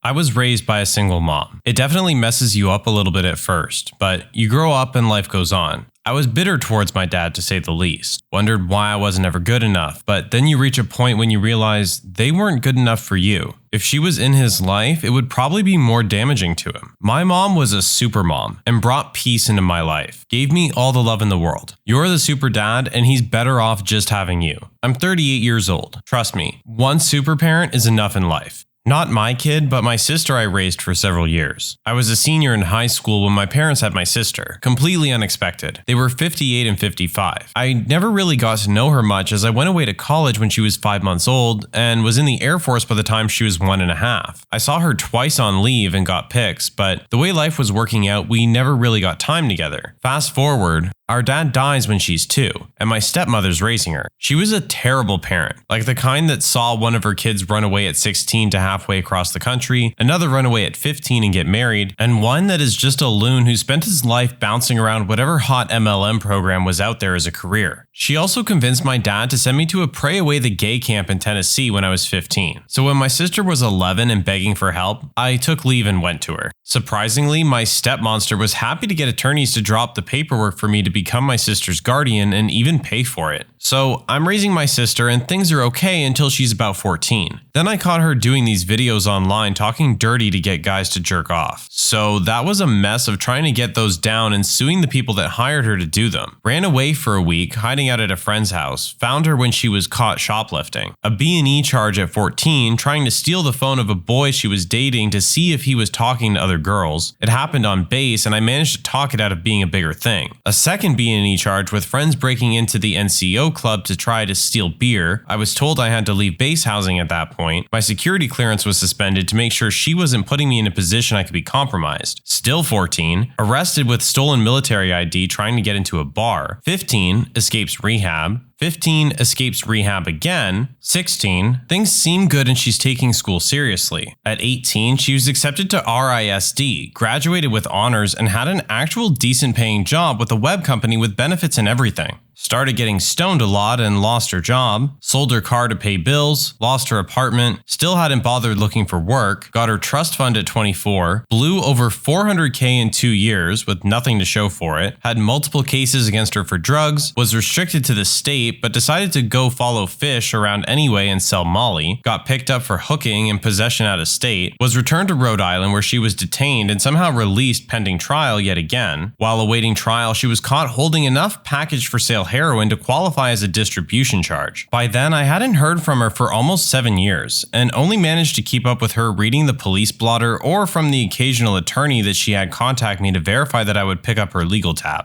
I wouldn't. Against any logic, she was out of prison in under 3 years. I heard she dimed a bunch of people out to make it happen. She showed up at my house asking for a place to stay. I said I couldn't have her in my house, but I'd get her a place for the night and then help her locate a place of her own. That night, she broke into my house, nearly got shot by me while doing it, and tried to spin some story that she was looking for something she dropped in my house earlier that day, despite never actually entering my house. I told her she had to go. She threatened she would call DCFS and tell them I was abusing my kids if I didn't go with her to an ATM and give her all the money I could withdraw. I told her to GTFO before I exercised the castle defense law and dropped her. Took out a restraining order the next day, and in doing so, found out she once again left state when she wasn't supposed to have and violated her parole. So back to the clink. Since then, she's been dead to me. Wow. Just wow. That was a roller coaster of emotions. ER doctors and nurses, have any of your patients surprised you with their amount or lack of pain tolerance? I had a patient with an open tib fib, the bones in the lower leg sticking out, and below that looks like jelly, trying to walk, apparently unaware of how bad his leg was. Of course, he was incredibly drunk at the time. This happened to a guy in my judo class. Spiral fracture on both bones. I didn't see it, but they described it like this. Both of the people were white belts and inexperienced. One attempted osotogari, but instead of stepping past to offset balance and then sweeping his opponent's leg out, he stepped alongside to offset balance and stomped on the leg that all the other guy's weight was on. There was a snap and he went down. He waited 10 seconds or so and said, "I think my leg is broken." Then he briefly tried moving and instead said, "Yep, it's broken." Then he just sat there talking to us calmly while occasionally looking at his ankle. The EMTs were surprised at how calm he was too. Working in a hospital has taught me the downside of abusing painkillers/drugs. Patients constantly come in here with long-term substance abuse issues, and now that they are actually hurt, MVC, broken bones, etc., you can give them enough drugs to put down a horse and they still feel everything. This is one of my biggest fears. I had major back surgery when I was 14, so I pretty much live with constant pain. I will do everything I can to avoid taking a Vicodin so that when I get older and I really start to hurt, I haven't built up a tolerance. The only thing that sucks about it is that the pills expire before I use them all, and so when I really do need them, getting a new doctor to prescribe them is really hard. They always try to treat me like a junkie trying to score, and while it is understandable, it really pisses me off.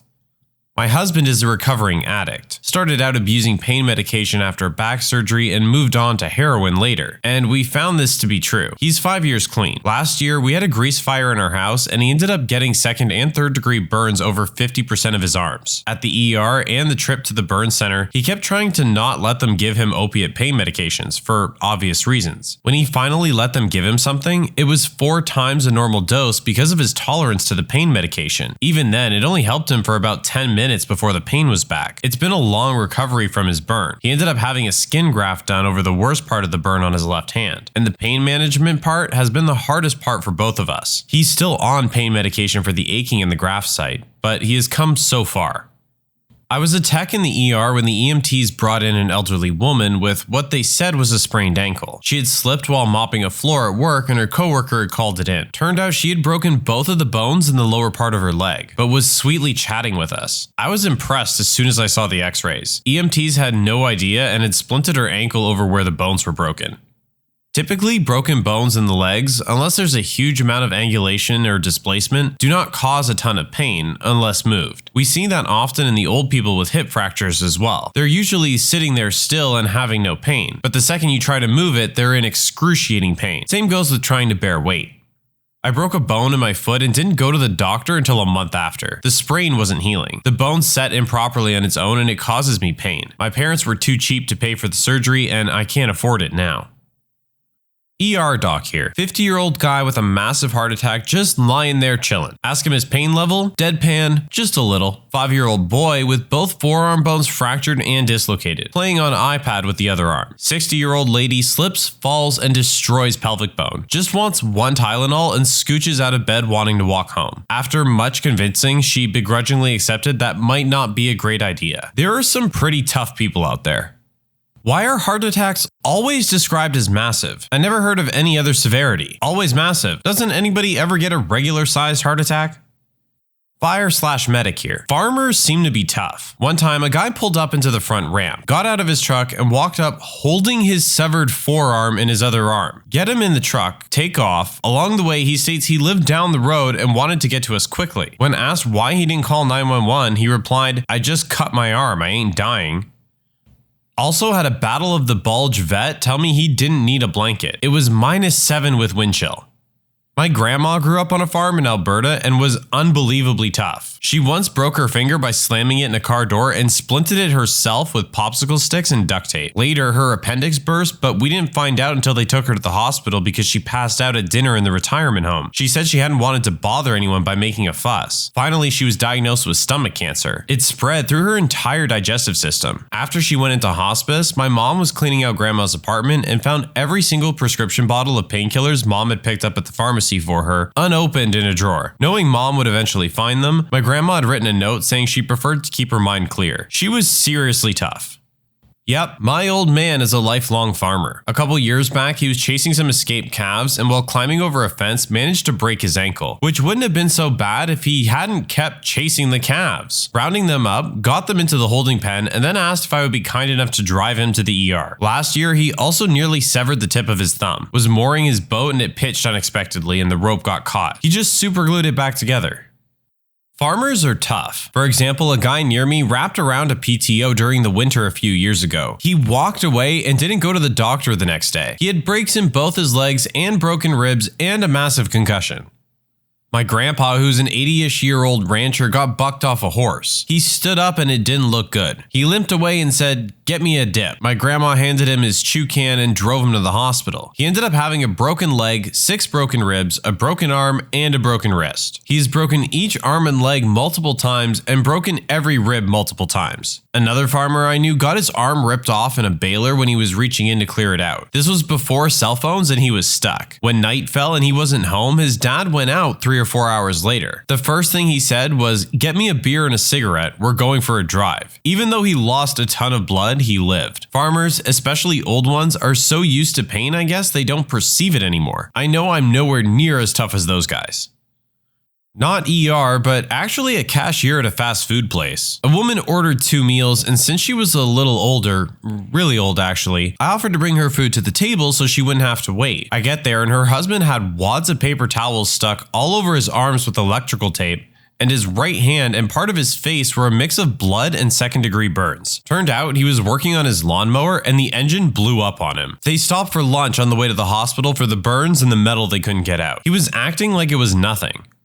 My grandfather got his finger caught in the lawnmower engine somehow. Went a couple weeks before finally asking my mom if he should get it looked at. Mom said it was green, so of course she said yes. Ended up having to be partially amputated. Whoops.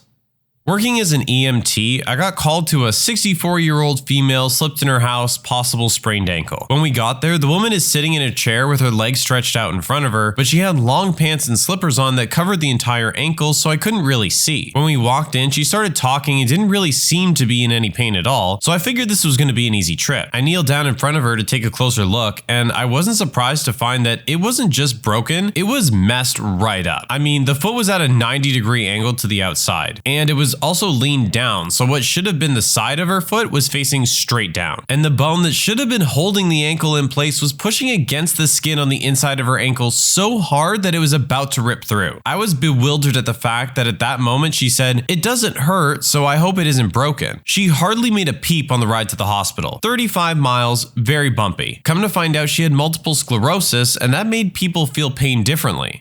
That's amazing how she was so unfazed, but I'm very curious now. How does multiple sclerosis make people feel pain differently?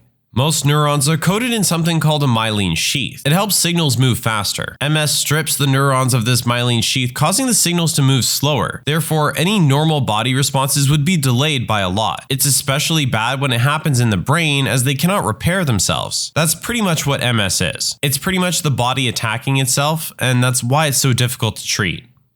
That reminds me of my, at the time, 95-year-old great aunt. She fell one night and cracked her head open on her coffee table. She called my house for my dad, asking if he could stop by when he had a chance. We lived right across the street, so my dad ran over to check on her and walked in to see her covered in blood. He called an ambulance, and apparently she was pissed at him and didn't talk to him for a while because he had made such a big deal about it. She apparently had the EMTs cracking up because of how pissed off she was about the blood getting on her new carpet. I was chatting with my physiotherapist one day about pain tolerance, and she said that she once had a maybe ex-cocaine addict as a patient whose tolerance was absolute zero. She couldn't even touch him without him perceiving it as painful, let alone stretch or manipulate his body. She said he was a very challenging case.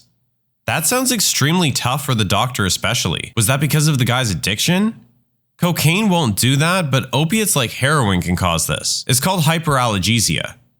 Radiographer here. As a student, I met a patient who was a typical little old lady. She came in with far too many shopping bags and walked extremely slowly. She'd been sent by her GP because she'd fallen getting out of the bath a few weeks previous. So we brought her in and took the first image, AP pelvis if you were wondering, and her pelvis was absolutely ruined. Turns out she had slipped and fallen with one leg in and one leg out of the bath and had taken the whole fall on her vagina. Not wanting to cause a fuss, this woman had ignored the pain and carried on her life as normal for weeks, long enough for the fractures to be fairly healed, albeit in a strange way not really resembling a pelvis much more. Old people don't want to inconvenience others. My grandma would have been the exact same. My grandparents came for a visit when I was a kid, 2-hour drive, and my parents find out that my grandma couldn't walk from the car to the house. It turns out that her legs had become paralyzed from sepsis. She was so angry with my parents for calling an ambulance and making a big deal out of it. When I was studying nursing, I saw a man who had broken his knee in a motorcycle accident 3 days before. The knee was at least 3 times its normal size. The doctor asked him about the pain and he told him it wasn't that bad. He was mostly annoyed at his family who had taken him to the emergency room. My husband dropped a dirt bike on his leg when he was a teenager. The exhaust landed on him. He has a circle on his leg the size of a baseball from it where no hair grows. When it happened, he tried to hide it. He ended up not being able to walk and he started to smell from infection before his mom noticed and made him go to the ER. Sometimes people are dumb. He's lucky he didn't lose his foot. I'm an oncology nurse. My patients have some of the highest pain tolerances I've ever seen. They literally have tumors taking over entire cavities in their bodies. Huge masses pressing on places that aren't supposed to be pressed on, and literally eroding through their skin, and they will ask me for pain meds when I have a second. It amazes me. Not a doctor, but my goddaughter was born very prematurely, requiring a major open heart surgery at 2 weeks old. We were told by her docs that since she'd gone through so much surgical trauma the first few weeks of her life, as a neonate, her pain receptors and nerve endings would not develop normally. They gave us the example that if she put her hand on a hot stove as a kid, she would have sustained a severe burn before feeling any pain whatsoever. She never cried as a kid when she got shots, fell down, banged into things, even when it was enough to draw blood. I suspect her medical history was the cause. There's a great documentary out there about kids with a genetic disorder who can't feel pain. It might have been on Discovery or something. The first sign for many are when they chew off their own lips or bite off their own finger. What a crazy disease. I had much the same thing happen when I was a kid. I was born full term, but with a birth defect that required multiple surgeries and left me with severe nerve damage. My parents had to watch me pretty much full time until I was 3 or so, because I'd get injured and wouldn't really know it, or just wouldn't care. 5-year-old child with a severed finger, half hanging off, cool as a cucumber, and not even upset. Mom was in hysterics. I have a similar story involving a 21-year-old female. Severed her index finger in a door and I was the first responder. I controlled the bleeding until we could get her to the hospital, but she took it like a champ. I didn't hear a single peep out of her mouth. My grandma used to be a nurse. She said whenever a kid came in, they'd be hysterical or calm. The parent was always the opposite, like you described. My dad has an unusually high pain tolerance. He was cleaning a fishing pole in our backyard once, and he didn't notice that the pole had splintered and pulled his hand down on it. The force caused the pole to snap in half and drove itself all the way through his hand. He stood up, walked in the kitchen with pole hanging out of his hand, and calmly asked my mom if he should just pull it out or go to the ER. Since it was a fiberglass one, he opted for the ER, just in case something was broken off inside his hand. The list goes on and gets worse. The other was when he fell off a ladder and shattered his leg. The bone came through the skin and he was complaining about going to the ER. My mom used to have a habit of falling off of 6-foot ladders. She would be painting or something during the day when no one's home. If we came home and find her lying on the couch, we knew that she had fallen and cracked her ribs. She had lung surgery twice before and commented that the rib spreader hurt more than broken ribs. She had the highest pain tolerance of anyone I ever knew. That and she hated sitting still. Sounds almost exactly like my dad. He nailed his hand to a wall during construction with a nail gun, pulled the hand away from the wall, pulled the nail out, and drove himself to the hospital. Also drove himself to the hospital after collapsing from his first heart attack. Not a very smart guy. ER doctor here. I can't count on 2 hands the number of patients I've seen that are covered in tattoos and are scared of needles or IVs. I mean, complete phobia. It makes absolutely no sense. If anyone can enlighten me as to how this phenomenon can exist, I'd appreciate it. Edit, thanks guys. Seems like it's the appearance depth and the associated pain when things don't go correctly that create the aversion. To quote a friend of a friend when asked by an ER doctor who queried why he was freaking out over getting a tetanus shot after having a cut sewn up without anesthetic, that's why it's called an irrational fear of needles. I can only speak from personal experience. With tattoos, the needles are penetrating into the dermis. IVs and shots are going into the vein and muscle respectively. For me, it's the thought that the shots are much deeper. ER doctor here. My intern year in residency, I saw a 17-year-old kid who, while playing hockey, tried to stop a puck with a gloved hand. It struck his fingertip, injuring the base of his nail, causing a significant deformity. His nail bed needed repair, which requires first removing the nail. That's done by bluntly dissecting or separating the nail from the tissue below it. If your stomach didn't turn reading that and imagining it, congratulations, you have no soul. Typically, we use a numbing agent to eliminate sensation to the entire finger using something called a digital block. I put it in. After 10 minutes, he still felt me touching his fingertip. I tried putting some around the nail. He still felt everything. His mother said his father actually had a similar thing. Lidocaine didn't work on him. I offered him a different numbing medicine. We can inject Benadryl in that case, or even knocking him out. He looked at me in the eyes and said, "Doc, just take it off." Without anything? Yeah, it's fine. They fix our cuts without numbing medicine. But it's gonna hurt a lot. I have to scrape, I know. So I went at it. He grabbed a towel with his other hand and I went to work. 45 minutes later, the nail was off, he was repaired, and I replaced the nail in its rightful place. The kid didn't even make a noise. Hockey players are tough. I have the same issue. The lidocaine family of anesthetics does nothing to numb pain for me. Neither do any of the others I've had used on me. This makes procedures like that nail thing a bit pesky. Dentistry also falls into the same category. The worst thing I went through was my vasectomy. The doctor did his usual injection of anesthetic and I did my usual, yep, it's numb response, since they won't do anything without jabbing you with needles. Nothing was numb, but we went through with it anyway, just like every other time I had to have something done. It was worse than getting stitched up, but not as bad as a root canal. I've had a dislocated shoulder reduced, a separated shoulder reduced, broken ribs realigned, several lacerations stitched up, a thumbnail repair, and other stuff done without being numbed up. I usually do the towel trick like the kid. What's the juiciest rumor at your school that turned out to be 100% true? New kid comes to high school. He has a funny accent because his parents were missionaries traveling all over the world. He was actually kind of cool. Spoke at least 4 different languages: English, Spanish, Russian, and Mandarin. He was super polite and everyone liked him. Of course, he had haters, mainly the so-called bullies, a concept he never understood. Rumors started that he was well-versed in many forms of martial arts. He never denied or admitted to them. One of the bullies decided to find out. He was much bigger than the new kid, and new kid did everything in his power to not escalate the fight. Even took a punch from said bully. Well, guess the rumor was true. Not only did the new kid beat him up, but the bully pooped himself. Most awesome thing I ever saw in high school. Edit. Unfortunately, I was never really close to him, but I had heard from another friend of mine that he ended up moving after high school. Nobody seems to know anything else. I barely remember his first name. It was not an easy one, let alone his last name. So he will live on in memory as that one foreign kid that nobody messed with. Not only did the kid beat him up, but the bully pooped himself. Thank you. This has made it onto my list of favorite things to look at when I'm old. Resource officer was a child molester and then murdered his wife after he was fired. He fled and they still haven't found him over 10 years later. He's on Marshall's top 15 most wanted list. His name was Dan Heers and his mother thinks he's dead. The computer tech teacher got caught having sex with a student. He was put on suspension while the investigation was conducted, and he killed himself by running his car into a tree.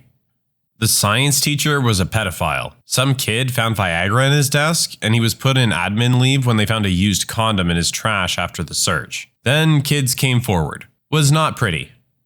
Science teacher at my boarding school was also a pedophile. He was caught when he was projecting his computer screen in class and child porn popped up. He was obviously fired, but his wife and adopted son stayed. I can't imagine how hard that must have been for them.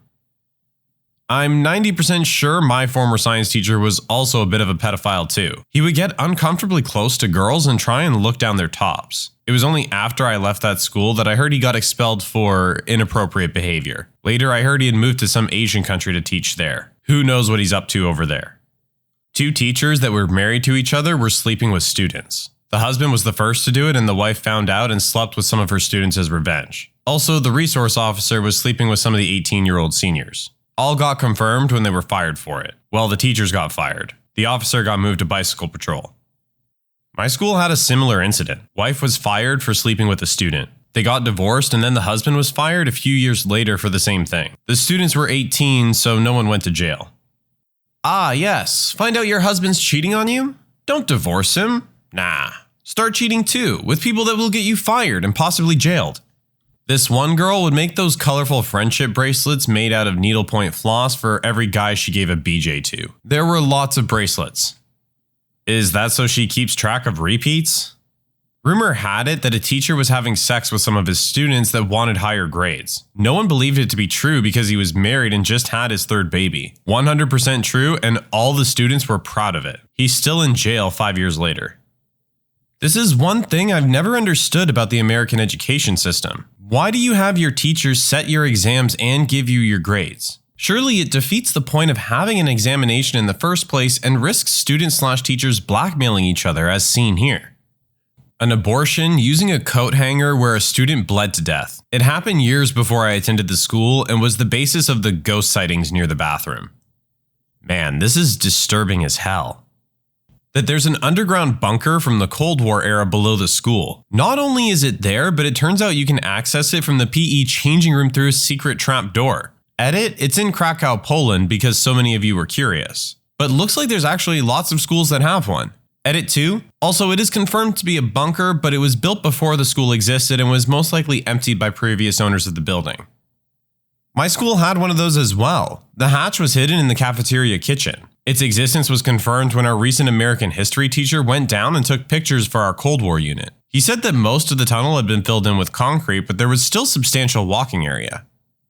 My school had one of these. Though it wasn't hidden under a trap door, there was a door to it in the theater. The door led down to the pit under the stage, and the back of that led to the area that could serve as a bunker. The bunker actually led to a system of tunnels that then connected it to the middle school that was about 3/4 of a mile away.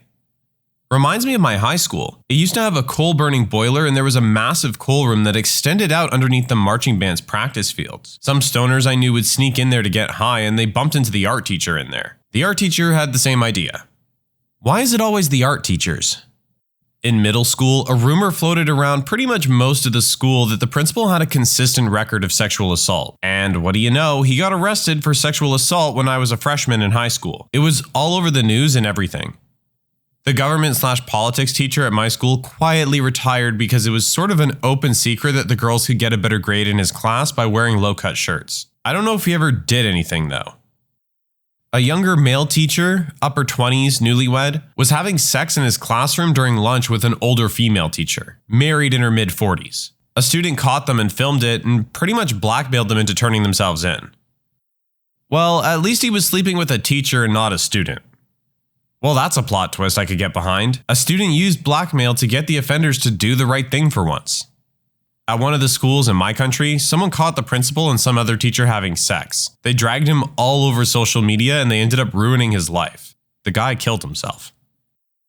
We had a Spanish teacher who would keep giving random financial/business advice during classes. One day, he tabbed over to his stock trading homepage and accidentally revealed that he was a millionaire. Rumors about his past started circulating. Around graduation, some students found old newspaper articles confirming that he was a former meth dealer who had spent time in jail. Was a seriously cool guy, actually. That would be a good Breaking Bad spinoff. We had a physics teacher who was rumored to be a millionaire as well. It was said that he had a hand in the development of MRI machines in his younger years. I know he himself had stories about working in the lab of an MRI factory, so I'm pretty sure it checks out, even if he never said how much money he had. Either way, the rumors were that he had enough to retire anytime he wanted, so it was probably a lot. How the heck did a former meth dealer get teacher certification? I don't know if I buy this one. If he hadn't been caught, it would make sense, and maybe he gets a job if he has a drug possession prior, but having distribution on your record and then getting a post-prison teaching gig doesn't add up. Two sports teachers were having an affair with each other, even though one of their spouses was already a sports teacher in the same school using the same dinky office. Rumor was confirmed when the two dudes had a fist fight in the basketball court. I feel like every PE teacher I ever had was plowing another member of staff. Edit, I should mention I was homeschooled. that the school district security guard would let you get away with anything if you gave him some coke. He later got caught and fired for it. If anyone else went there, it was at Desert View High School in Tuscan. Edit, I was talking about cocaine, not the soda, for those who didn't realize that. And on a serious note, it's all about the Dr. Pepper. The wood tech teacher was married to the French teacher and they had a child. The PE teacher slept with the French teacher, and the wood tech teacher went into the PE department and threatened to beat the crap out of the PE teacher with a cricket bat. I believe this was during a normal school day, but it was before my year started there. A second PE teacher got involved and stopped it, so everyone kept their jobs. Later on, the wood tech teacher married the geography teacher and they had 2 kids, whilst a third PE teacher cheated on her husband with the second PE teacher, and every Wednesday, an hour before lunch, I would see PE teachers 2 and 3 through the window of my science classroom. They would get in a car and leave together. Sometimes I would see them come back, and sometimes I wouldn't. I jokingly pointed it out to people before anyone else caught on, and later they became a couple that was known to students. Final count? 6 teachers, 3 pregnancies, 2 affairs, and 1 angry husband with a cricket bat. Teacher from my high school. Girls were creeped out by him and constantly reported him for making them uncomfortable. He was quite obese, belly hung to his knees, so the school and other students wrongly assumed these girls were being rude. 6 years later, he's in prison after being caught with child porn on his computer, alongside upskirt photos of girls from my school. My science teacher got caught with child porn on his computer too. Genuinely though, pedophile teachers are probably more common than we think. Oh God, this is why people need to believe teenagers when they report any sort of sexual misconduct. Something similar happened at my high school in South Texas. Pretty much the same story, but the teacher was an older man. I never had him, but some friends of mine always said he made them feel uncomfortable. Was outed as a pedophile a few years later after finding child porn on his personal computer. That there was a girl in the boys' bathroom giving BJs for $10. There really was, and she got expelled. $10? That's way too cheap considering the risk. Girl in my class did this only for free. Came back to class after lunch bragging about how there was a literal line of guys and she'd blown 12. A girl blew the whole basketball team after a game. Don't know the exact details, I just know the girl left and 3 kids got expelled. I'm not naming the high school for privacy reasons. The reason they got expelled was because it was a Catholic school and they did it in the locker room. My 6th grade math teacher was super creepy. He would assign seats randomly, but always place the girls in the front of the classroom. Did the whole lingering stare thing and was always trying to get people to hang out with him during lunch. I never did, but he was married and has a baby, so no one really suspected anything of him other than being creepy. Fast forward about 7 years, the teacher ended up being a sex offender. He had an ongoing relationship with a girl that began when she was 13. Based on what I could see from the various news articles, she was either in my year or the year before me. The police came to arrest him in the middle of his class, cuffed him in front of his students, and then had to walk him throughout campus in cuffs to get to their car. I don't feel bad for him at all, but I can't imagine how his wife and son must feel. The same exact thing happened at my school, except he was an art teacher. What is wrong with the world? Probably not the juiciest thing, but the one I remember because of how I found out. A few of our high school library walls were weird, sort of a lowercase b shape. So there was this empty space behind the bookshelves up against the walls. Tunnels, basically. Word was students were messing around in there. I worked in the library, had to move the shelves, clean the tunnels, found used condoms. It was an all-boys school at the time, if that matters. Mind, the condoms weren't the worst thing really. The leftover food debris in there was worse. Stuff like chicken bones. Edit. A couple years later, I was talking with an ex-schoolmate. Another guy from our graduating class comes in. I hate that guy, my friend says. He's gay. Dude, you're gay. There's gay, and then there's so gay other gay people think you're too gay. Turns out that gent had been one of the entrepreneurial fellows selling services for a few dollars ago. I wasn't shocked since I already had some idea, but I was surprised that the going rate had been so cheap. You know you've hit rock bottom when you'll give a blowy for a piece of fried chicken. Either that or that's some awfully good chicken. There was a rumor that our female English teacher was sleeping with the starting QB and that her youngest child was not her husband's but the QB's. She was caught sleeping with a different one of her students years later, and it is now known that she has slept with a number of former students, including the QB. Now people really think her youngest kid isn't her husband's. When I was in middle school, the big joke rumor was that 2 teachers were banging. Years later, everyone finds out that not only were they having an affair outside of their respective marriages, but that the male teacher was cheating on both women with a man. The female teacher moved away and ended her own life. The entire situation was unbelievably messy. I'm always amazed at people who have the energy and time to cheat. Like, how did he stay organized enough to fit in a wife, a mistress, and a gay lover while working full-time? It just sounds exhausting. The physics teacher was sexting and sleeping with one of his students. Not sure if she was 18 or not at the time. Although, honestly, no one was surprised. He was a little too friendly toward the girls and changed his pants in the back of the classroom once. He ended up leaving for personal reasons over Thanksgiving break, but of course it got out. Sadly, his wife was in her 3rd trimester, which probably didn't make it any easier for her to find out her husband was sleeping with a high school student. I feel as if a disproportionate number of the sex-offending teacher stories involve a pregnant wife or just born child. That within the first 2 weeks of school starting and everyone meeting each other, one of the girls had a threesome with 2 guys who didn't really get along. So she convinced them to make love, not war. We had a study hall teacher who was a huge hard-ass with a handlebar mustache who was retired Navy. Turned out he was a hardcore gay/BDSM porn star in the early 2000s. He got fired even though it was long before his time teaching. I ended up writing a letter to the administration, county, and their attorneys, but he stayed fired. I guess it would be hard to command respect from students when Googling his porn name immediately brought up a pic of his balls bound in leather.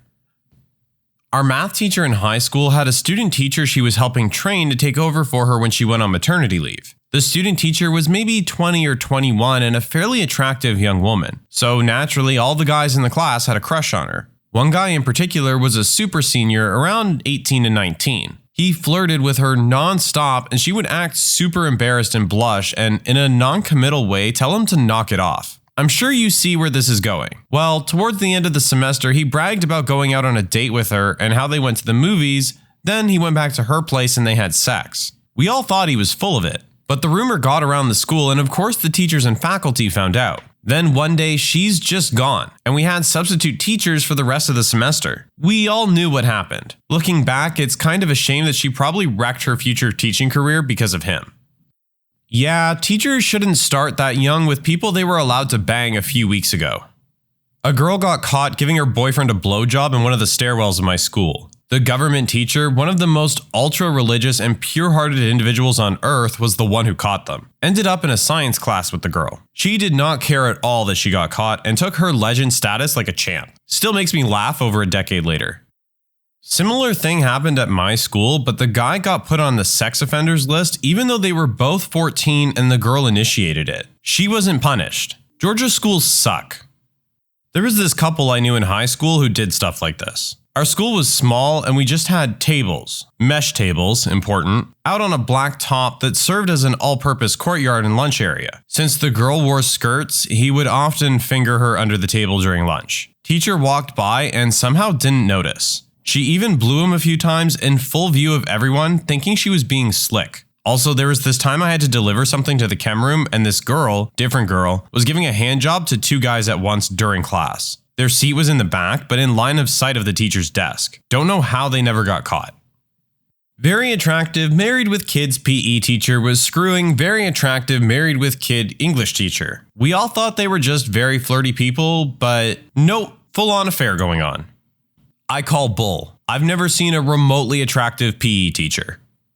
The music teacher in my high school was rumored to have been fired for sending explicit photos to a female student. There had been subs taking his place for nearly a month. The principal said he was too ill to come into work, and eventually another rumor that he had cancer started spreading around. He had been bald longer than anyone could remember. If you asked any of the school's staff what was going on, they would just say, "He's just sick right now, we don't know when he'll be returning." One day in my physics class, everyone in the class pestered the teacher for the whole period until he finally gave in. Some people were still trying to argue the cancer story. One student asked the physics teacher, "Did he send nudes to that girl?" And he finally said, "The thing that you think happened, it happened." The student said, "So he did?" And the teacher simply nodded his head yes. A month or so later, the music teacher showed up in school. Everyone was running up to him in the hallway asking what happened. He dodged every question, and the last thing I heard him say was, "I'm just here to get some things." He didn't teach his class that day, and I never saw him again. What's one rule that your school/workplace has implemented that absolutely backfired? My high school banned girls from wearing any shirt that exposed their bra straps, because seeing a bra strap would give high school boys evil thoughts. Most of the girls in the school responded by wearing the same shirts they'd always worn, without bras. As a teenage boy, it was a happy couple of weeks. The school tried to then mandate that all female students wear bras, until a male teacher asked a 15-year-old if she was wearing appropriate undergarments or not. She called him a pervert. Her parents, who thought the whole dress code thing was as stupid as most of the students, threatened to sexual assault harassment against the school. Everybody in charge panicked, and it all went back to the way it was before they tried to change anything. Would give high school boys evil thoughts? I wish school administrators would give up this stupid reasoning already. They can easily just cite professionalism as their reason to force kids to dress a certain standard and not be in the wrong. Like if boys want to walk around with their pants sagging and their underwear hanging out, tell them to fix their clothing because they look like slobs. No good reason to treat the girls any differently. During our general meeting last week, the owner of the company went on a bit of a rant about negative reviews of management on a popular jobs website with a green logo. He demanded that we stop posting negative reviews immediately and shamed anyone in the room who had done so. As you can guess, people doubled down and posted their grievances on the same day as the meeting. The green logo company doesn't take too kindly to that sort of behavior. Seriously, they will terminate service if management is caught doing that. Report it. At my old company, different coworkers eventually fessed up to which reviews were theirs. Almost all the negative reviews were true, and the company now hardly exists anymore. Go figure. Because of rumors of a drug problem in the school, the administration decided to drug test students. The media jumped all over that, violation of our civil rights or something. The initial statement was that anyone who failed the test would be kicked out of school. After the 40th or so kid failed, they changed the policy to mandatory meetings with the counselor. After the 100th kid failed, they hired another counselor.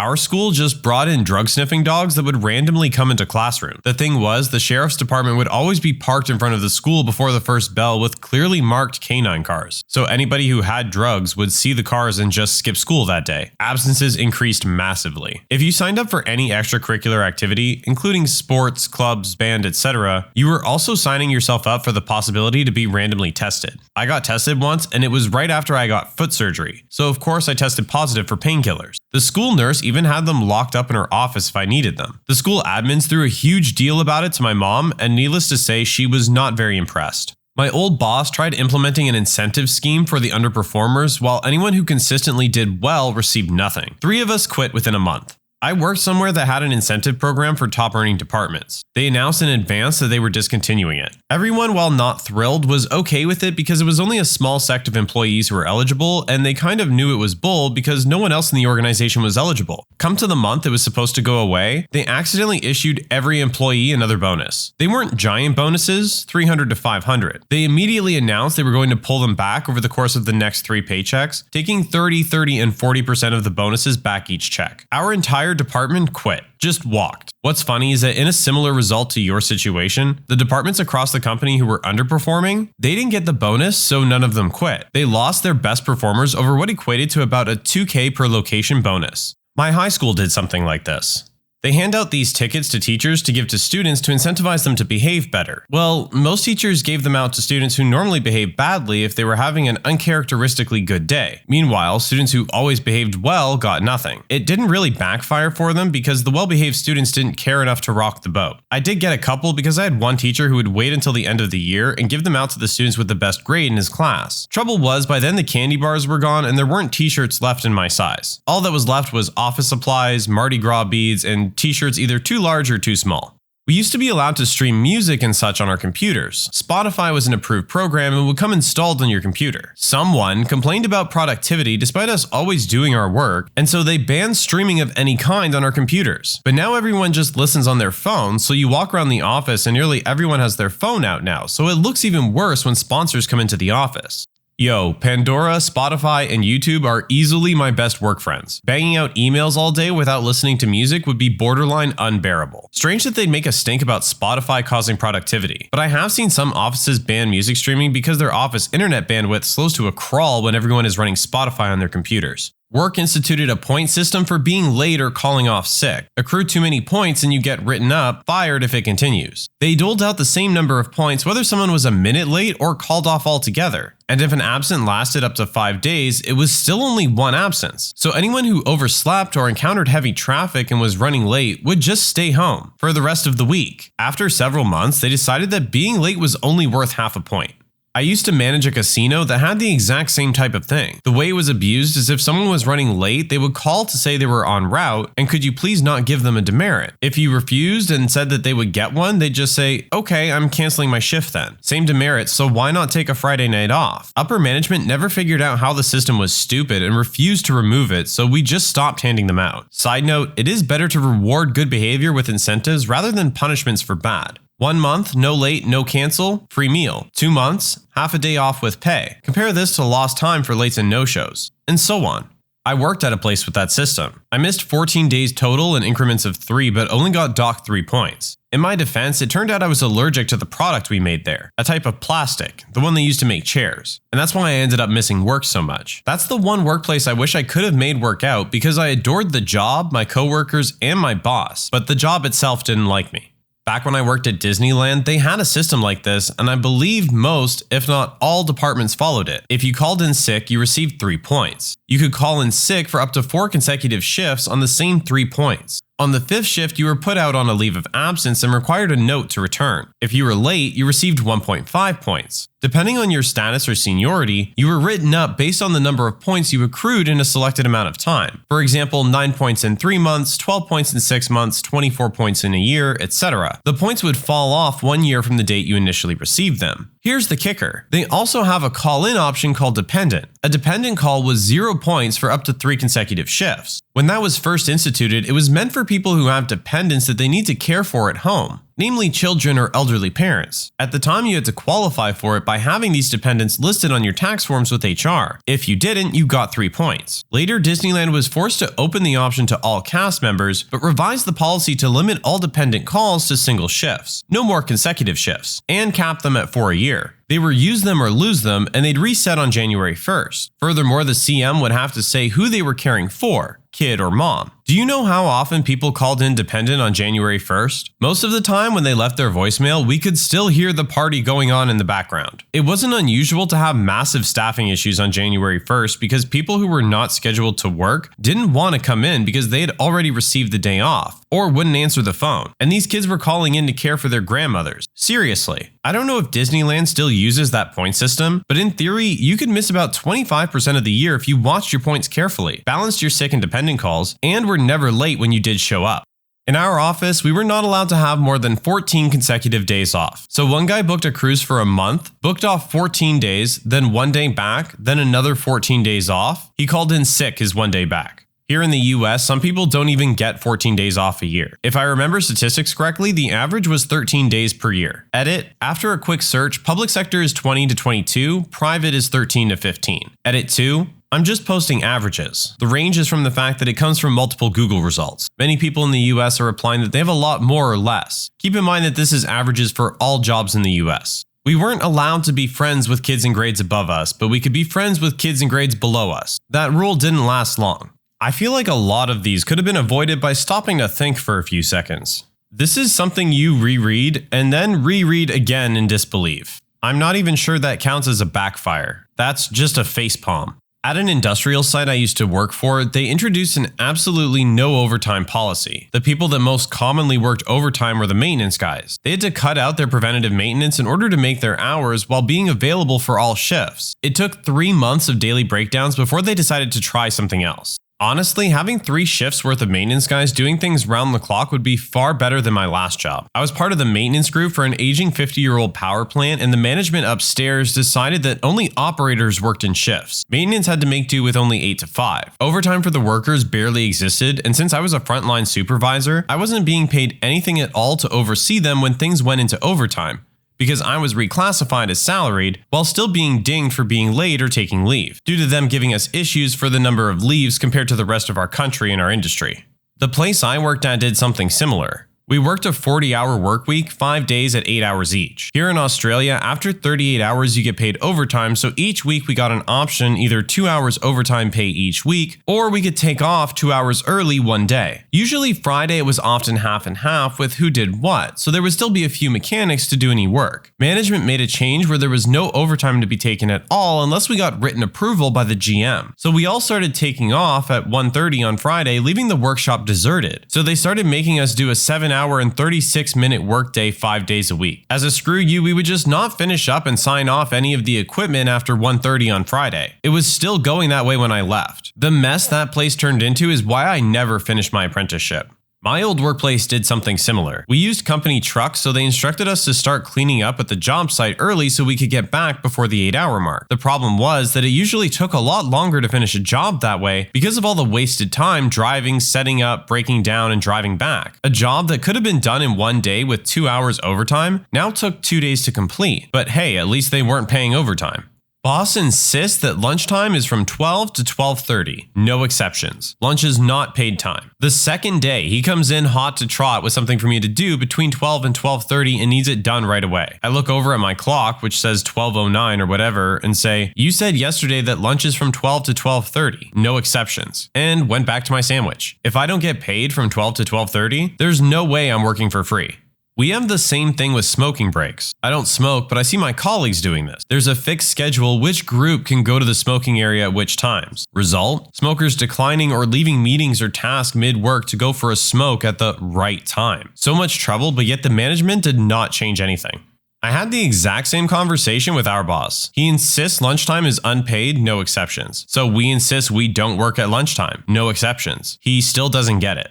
College removed chairs in the cafeteria so people wouldn't hang around. Now people just don't eat at the cafeteria. It's a ghost hall and most of the food is thrown away daily. Really sad. They did this at my school and a whole bunch of people just sat on the floor. Frankly, the floor was pretty disgusting, but it got them to put the tables and chairs back pretty quick. You'd think for the exorbitant college prices, you'd be allowed to hang out anywhere you want. Any support call lasting longer than 25 minutes must be reported to higher-ups for review, i.e. if you have too many, no matter if it's your fault or not, you get a disciplinary review. I implemented the rule of politely hanging up on a customer as close to 25 minutes as I can and call them right back. "I'm sorry, I'm experiencing a small issue with my phone. Is it okay if I call you right back?" Gotcha. Outgoing calls are not reported or recorded. It's amazing. Bosses are idiots sometimes. Man, ever since we instituted that rule about not having calls go over 25 minutes, our employees have gotten really good at keeping their calls to exactly 24 minutes. It's amazing. Any software related to the job, whether written inside or outside company time, belongs to the company, me. So if I write and release malware at home, it's the company's problem? The clause was immediately removed. That's hilarious. The company I work for now is the same provision, with the exception you can get written approval from the admin for that piece of software to be your own.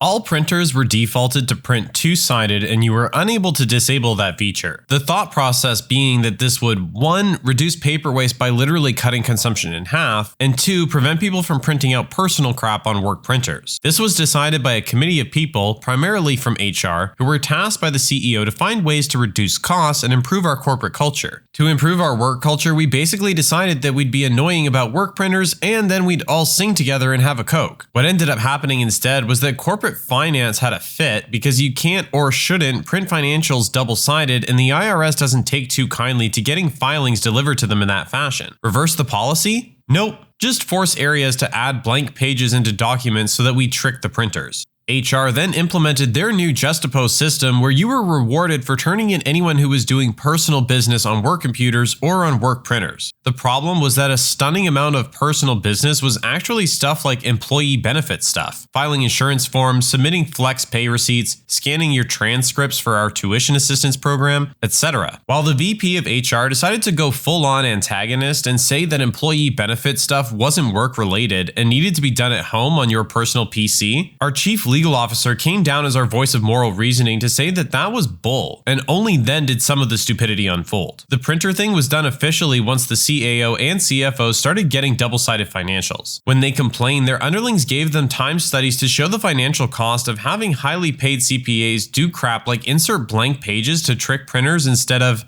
doing accounting and stuff. Wow, how messed up do your decisions have to be that legal is the voice of reason on behalf of the employees? At that point, the only thing you should take away from this is that HR is about to cause lawsuits for the company, the literal inverse of what the department is supposed to be doing.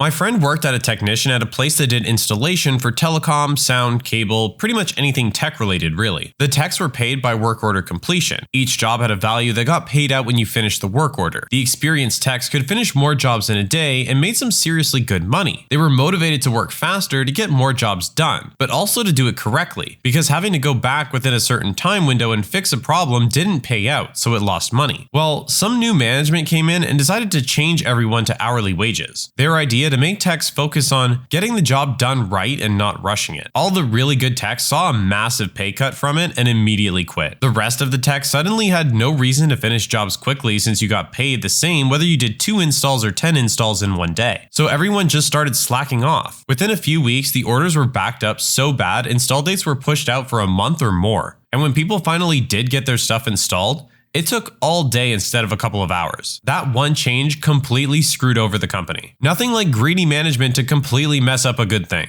There's some video on YouTube from a guy who does car work on this. He reenacts per hour and is sitting there slowly removing paint off a quarter panel with the tiniest tool he has, asking if it's 5 o'clock over and over. Then he switches to the per job version, grabs this huge air-powered sander and buzzes it all off, spray paints it in the new color, then peels out of his garage. No cell phones in high school. Security collected them when you walked in, put them in Ziploc bags, and locked them up. They lost like 5 people's phones. If I was the parent, I'd file a police report for a stolen phone and a small claim suit for the value of the phone. I'd be petty. This one is too easy to work around. Unless you have to totally empty your pockets for security and walk through a metal detector, just hand them a dummy phone. No one expects a kid to have more than one phone. What's the most significant "you just messed with the wrong person" moment you've witnessed or experienced?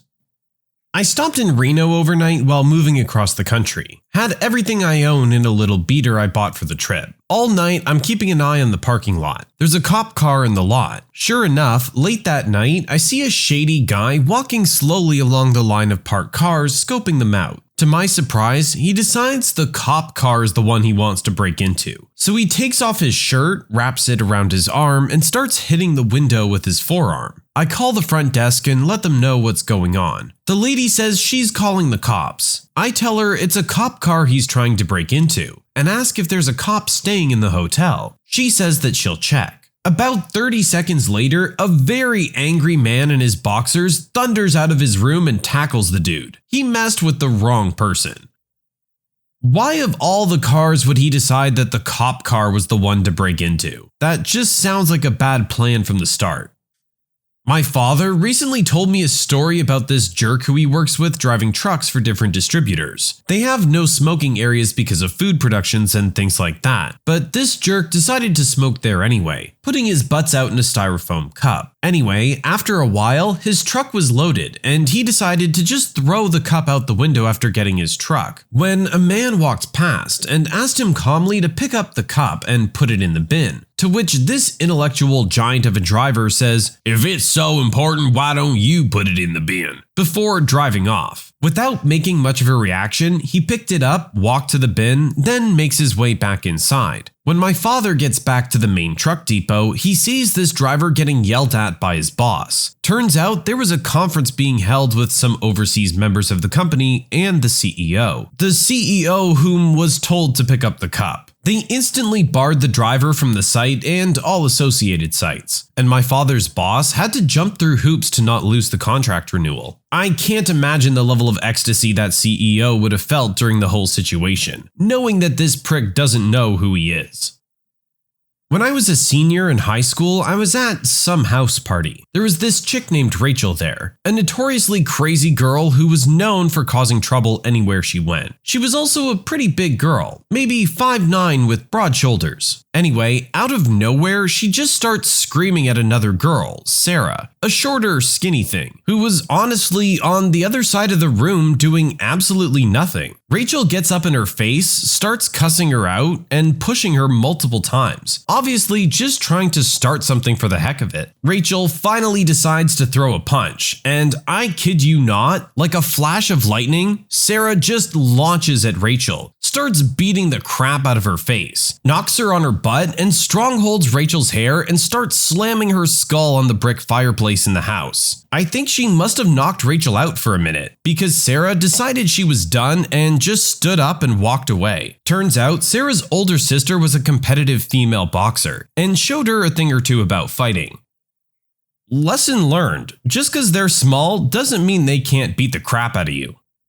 There's this old, miserable looking man with a nickel who seems to just ride the subway all day. The nickel man only seems to have one purpose in his life. He sticks out his hand with a nickel on his palm and he just points it at you. It's like he's asking for you to look at his plain old nickel. He's like a reverse panhandler. One night, I was coming home drunk and saw the nickel guy. He was doing his usual rounds and he came to me. He stuck out his hand and like usual, you just let him be. But I was tipsy and I pulled the nickel out of his hand. Within seconds, he went from normal nickel guy to crazy rip your face off yelling angry gorilla man. Once I put it back, he became normal nickel guy again. I was mortified.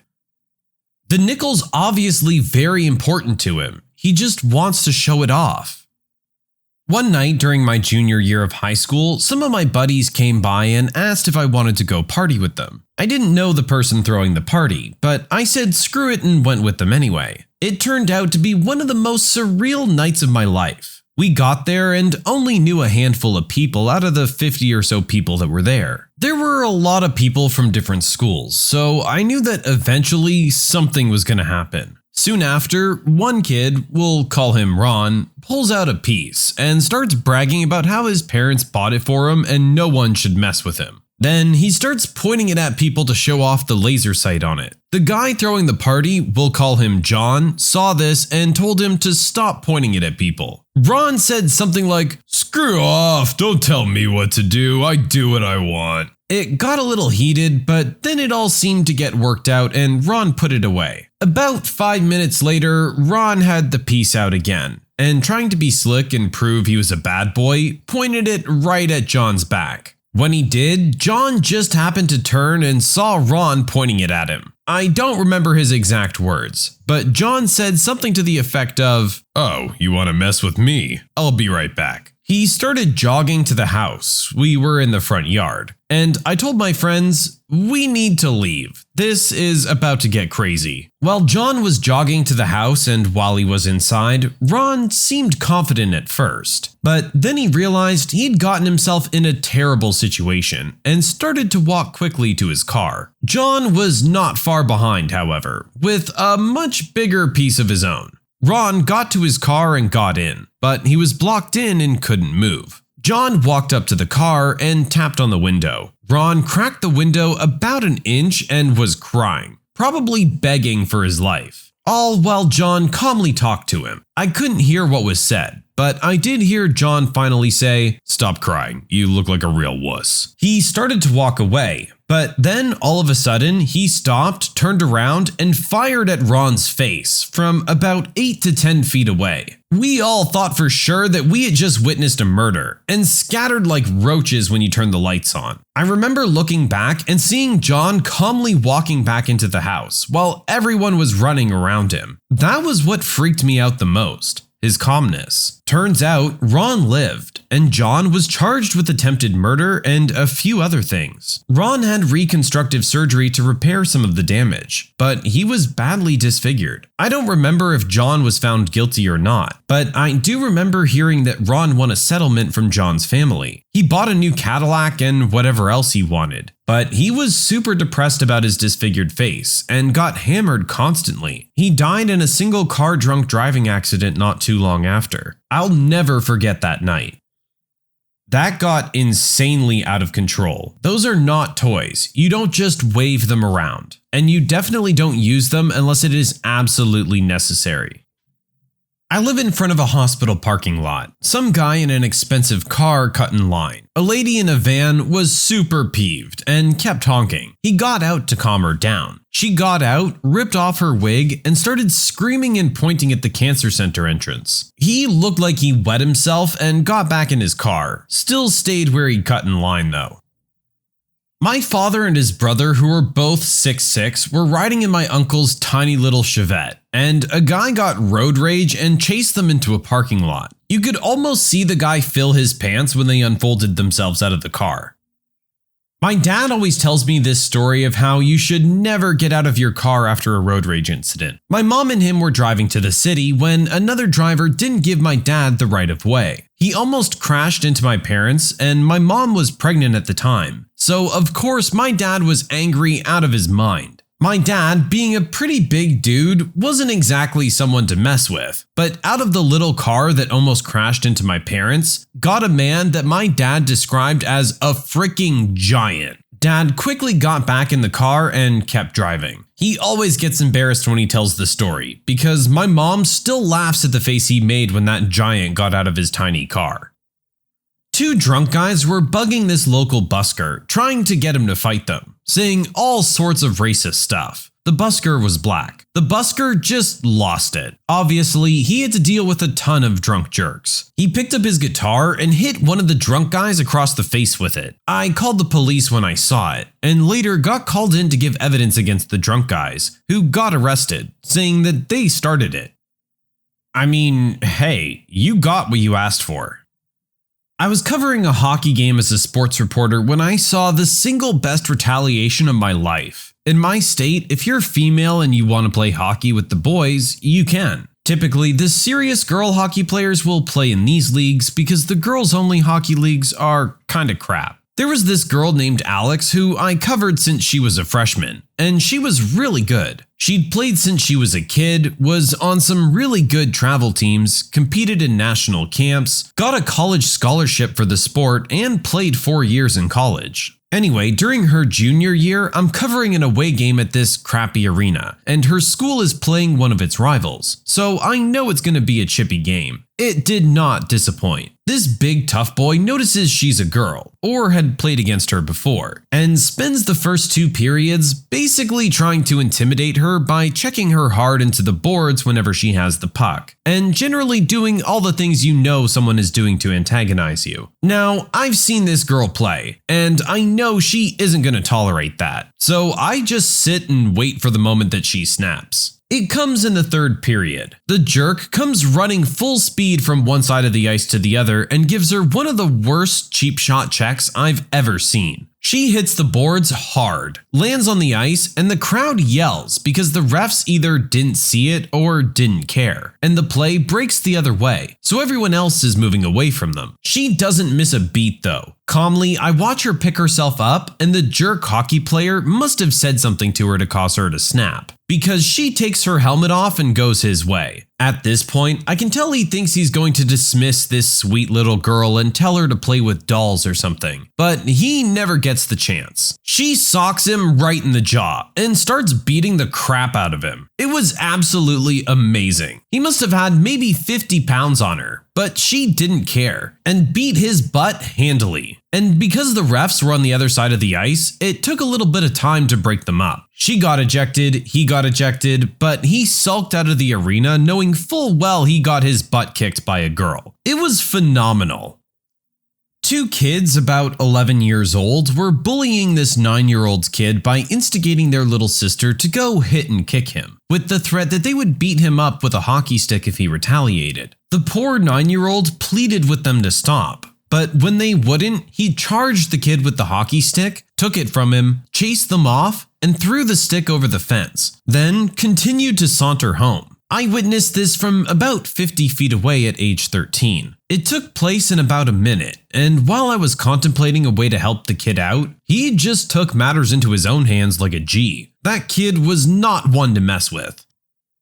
When I was about 10 or so, there was a cricket in my house that I shot with a Nerf gun from a prone position. It dodged it, then jumped at me, and I got up in a panic so fast, the gun flung from my hand into the kitchen, breaking a few glasses. I never messed with crickets again. Didn't you know? Crickets are vicious, dude. I was working in a sketchy part of Albuquerque when I realized a guy was following me through the parking lot. I started walking faster and so did he. I knew I wasn't going to get to my car before he reached me, so I took a knife out of my purse and turned around and shoved it in his face and yelled, "I'm from Wisconsin, I can gut a deer." The dude took off and I got in my car shaking. That's a really scary moment. I'm glad you were able to defend yourself and got away safely. I lost it at a Subway a while back. This story isn't about me losing it at a person myself, but I found someone who could and did. The Subway I go to is inside a skating rink, and on this day, it was flooded with newly pubescent boys thinking that treating people like absolute crap is how you act like a macho man. One girl behind the counter was near tears, and the other woman was trying to hold her own ground against a bunch of around 13-year-olds. It was stuff like, "You witch, I didn't ask for mayo. Are you blind? For crap's sake, that's not toasted enough. When I get a job, I'm gonna be making more than you." Just a taste of some of what I heard. So I went out to the lobby of the skating rink and found a woman nearby and asked her if she was with the boys in Subway, which she was, and then I told her to follow me. The look on the boys' faces when she let out her angered screech after listening to them was friggin' priceless. She made the boys pay for their own food. One boy didn't even get to finish making his sandwich, with the woman saying, "Wrap it up how it is and he'll pay for it." And from what I gathered as she practically dragged them out of there was the boys who weren't hers, she was going to speak to their parents, followed by strong protests as she told them to pack their crap, as she was taking them home early. I left the girls at Subway a nice tip and they gave me a cookie. Never mess with an angry mom. I would have loved to have been a fly on the wall at that moment. That's gotta be the worst kind of jerk there is. The group of 13-year-olds who think they've just got the world figured out and that they're better than you even though they have not accomplished anything. Their kryptonite is their mother, and I love watching that moment. When I played hockey, I got kicked out of a game early, so I had to watch it from the stands. A guy from the other team was chasing one of my teammates around the ice, slashing him, trying to get him to fight. Finally, my buddy dropped his gloves and proceeded to give this dude a man-sized butt whooping. That teammate went on to become an enforcer in the NHL. We're getting a lot of hockey stories today, but I guess that is the one sport where you're technically allowed to fight the other team. After drinking and partying in the haunch outside our base in Japan, my friend and I went to the on-base taxi stand to go back to the barracks. We hail and start climbing into the first open cab we see. This drunken white guy was running for it, but we beat him to it, and we didn't even see him. Anyway, he's furious and starts yelling at us. 2 girls, 1 Latina, the other black. "You stupid friggin' N-word!" And then a group of about 6 black sailors come around the corner to the stand. I don't know how it happened. Maybe Paul Mooney summoned them. Anyway, white guy changed his mind and ends up walking/running to the ships. A fight didn't end up breaking out, but he came really close to getting his butt whooped.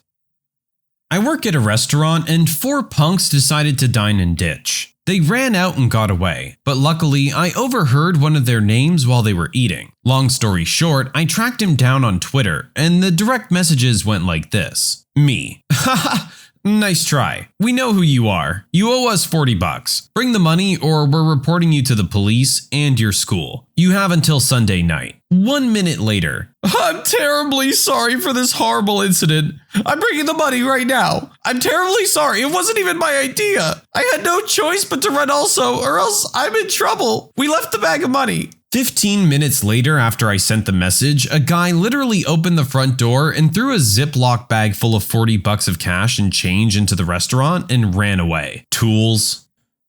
I bet they thought it was real friggin' funny at the time, too.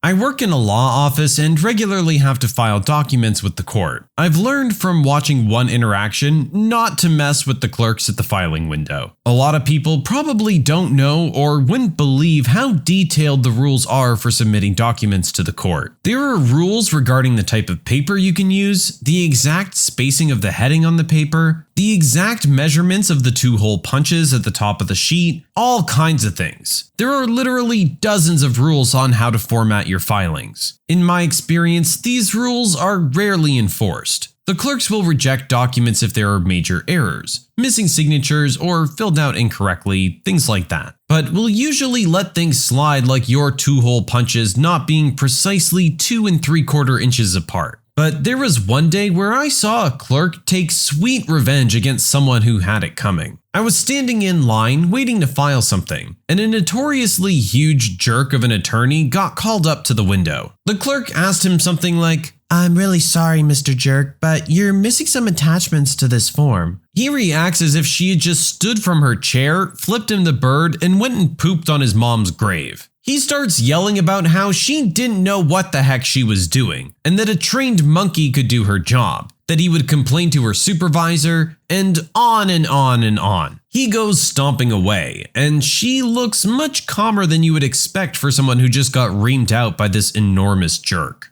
I get called up to her window and say something like, "I'm so sorry you had to deal with that." She replies, "It's fine, he's on my list now." I'm curious, so I ask what she means. Her response was fantastic. She says, "Mr. Jerk handles a lot of family law cases. He'll be wanting to file things here, and his paperwork is bound to land on my desk. For people like him, I get out the formatting sections of the rules of court, and I make sure he's followed every one of them." She points to my filing and says, "Your 2-hole punches look off. You see how one is higher than the other? There's supposed to be a certain distance from the top of the page. I'm not going to reject yours, but next time he drops something off at the filing box, you better believe I'm going to bust out my ruler." I let her know that I think that's awesome. But once he's seen the reason his document was rejected, he'll just have an assistant fix it or whatever. She replies, "We don't have to tell him why it was rejected specifically, just that it violated some rule of formatting. He can figure that out for himself if he ever wants to have another document filed." She looked so happy.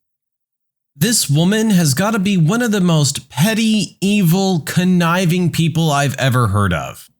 I want to travel the world with her.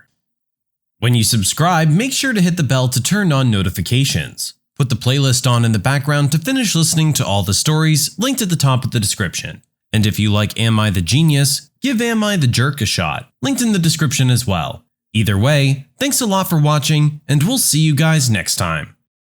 What's the quickest you've noped out of a job? It was a shop that refurbished train suspension hydraulics. 40% of the guys were missing at least part of a finger. Maintenance guy was missing 4 on one hand and 1.5 on the other. Half the guys were intoxicated, and the guy training me stormed out halfway through the second day. I was like, yeah, I'm just gonna dip now. I'm sure your fingers really appreciate that decision. Many years ago, I worked at a popular sports bar as a line cook. First day, they had me train with a guy who didn't speak English for 2 hours. Not a huge deal. Mostly you observe people in a kitchen and that's how you learn. The owner came back and said she was scheduling me to be alone the next day, which was Super Bowl Sunday. I noped out of there so fast. I left right then and there. I'm willing to bet the person who left that position before you left for the exact same reason. I worked for a newspaper for most of a week. I was expected to use my own laptop and software. No IT, and I'd have to share logins and passwords with 3 other people and guess when they would need them. For me, it was 1 week. It was 1985 and a collections agency was looking for an IT guy. It was basically desktop support on some IBM PCs. It took me a week to realize what a soul-deadening place that was, and I bolted. It was mutual, actually. They saw how I was reacting to some of the techniques the collectors used. The targets were mostly old people who were encouraged to sell family heirlooms and the like to pay off debts. 3 days after my 2-week training, I was supposed to be a seasonal temp worker for a national propane company. The job distribution and training consisted of taking calls off hours for people who wanted refills and acting as a messenger service, referring their contact info to their local store when they opened the next day. Easy peasy. When I got out onto the floor, I found out I was actually expected to be a dispatcher for drivers, and also the first point of contact for all emergency situations. Things I had never been so much as briefed on in training. My first shift, I had to field a call from a local police officer who was on site to a horrific propane truck crash. I got to wake the guy's district manager in the dead of night, tell him his worker was deceased, and the overturned truck was blocking a few lines of the freeway, and the police were trying to get a hold of him. That was just the start. One customer got the smell of garlic and eggs in their house, and I got the call. "What do I do, Mr. Dispatcher?" "How would I know? Get out of the house ASAP?" Another customer, "The CO detector is going off." I got the call, instead of 911 for some reason. I had zero interest in being an underpaid, not trained emergency dispatcher. It's the only job I took off on without giving a 2-week notice. I was nice enough to finish out my shift on the 3rd day, but that was it. Honestly, you were way too lenient on these guys. That's a serious position to be just dropping you in without the appropriate training. I would have gone a step further and reported them to the proper authorities. Someone needs to be properly trained in that position. You're handling emergencies. You can't afford to just be any old Joe. I went into an office for an interview. They said they had several positions available and I wanted to do some admin stuff. Well, after the interview, they told me to get into a van to do the next part of the process. Turns out we were driving an hour away so I could shadow one of their door-to-door salespeople. They would ask residents to go into their basement to check their hot water heaters to see if they were eligible to replace them with their company's own. I felt pretty uncomfortable about this, and pretty peeved that my whole day was gone doing this. The worst part was the girl I was shadowing spent half the day sitting around in the truck reading magazines, and just waiting for people to come home from work. I was sort of asking questions about the job, and she got defensive and said, "Well, I decide if you get this job or not." To which I replied, "Yeah, I don't know if I want to do this." But she kept insisting that it was her who decided if I worked. I don't think she understood that I meant I don't want to do this crap, period. What a waste of a day. Yeah, a lot of companies like this have really sketchy hiring processes, where you think you're applying for one job and then you get dragged out to something like this. I'm sure a lot of people just get an Uber and go home at that point. Found out that the educational assistance they touted in their advertisement applied only to full-time employees, and that they both defined full-time as no fewer than 40 hours and kept anyone that would apply for that assistance from ever being qualified for it. None of this was advertised, and the people I interviewed with assured me, a college student, that working 21 hours a week would get me benefits. Too bad I read my contract before signing it and called them out. Don't lie to your employees, especially during an interview, on something that can be easily and swiftly disproven. If you're willing to lie to me about this, what else are you willing to lie to me about? Mine had to be when I was 18 and working at Blockbuster. I was helping the manager during the before open shift, getting new items stocked on the shelves that came in that morning. My mom called me and told me that my dad was having a heart attack, and she was panicking while waiting for the ambulance. Why did she call me at work to tell me this? The Blockbuster I worked at was in a strip mall type area behind my cul-de-sac. My house and the Blockbuster was separated by a small alley and a 3-minute walk. I told my manager what was happening and asked if I could leave to help my mom while they waited for the ambulance. She said no. I just stood there looking at her, thinking she couldn't be serious. I would be gone for all of 10 minutes and back helping her if needed. She stressed how important it was to get things done that needed to be done, and I could only leave if I called around to the other workers and found someone to come in and cover for me while I was gone. I took off my name tag, slammed it on the counter, and walked out. I never went back for any reason. For any who might wonder, my dad came out fine and was in the hospital for a few days.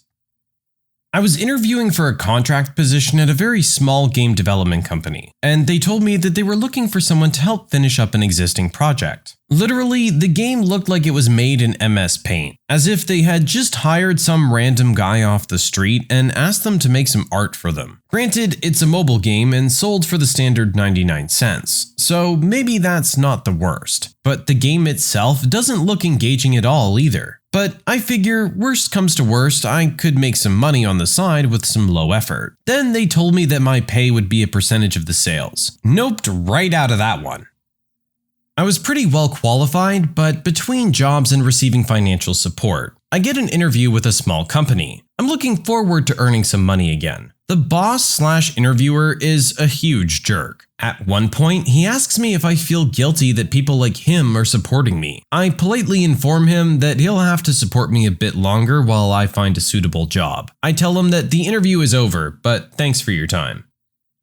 I went for a trial shift with a door-to-door sales company. The guy I was partnered up with told me that if he didn't make above the target sales, he was coming out with the equivalent of £3 per hour, which in the UK is well below minimum wage. This was a commission-only, self-employed role. Noped all the way home that day.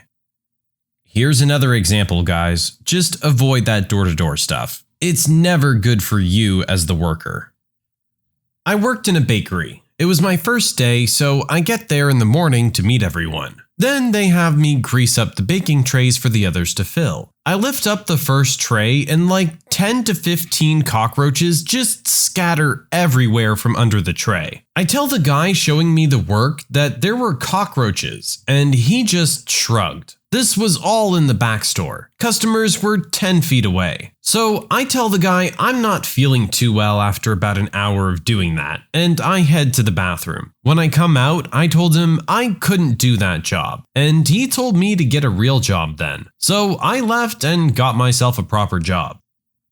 I hope you called the health inspector too, 'cause that's just gross.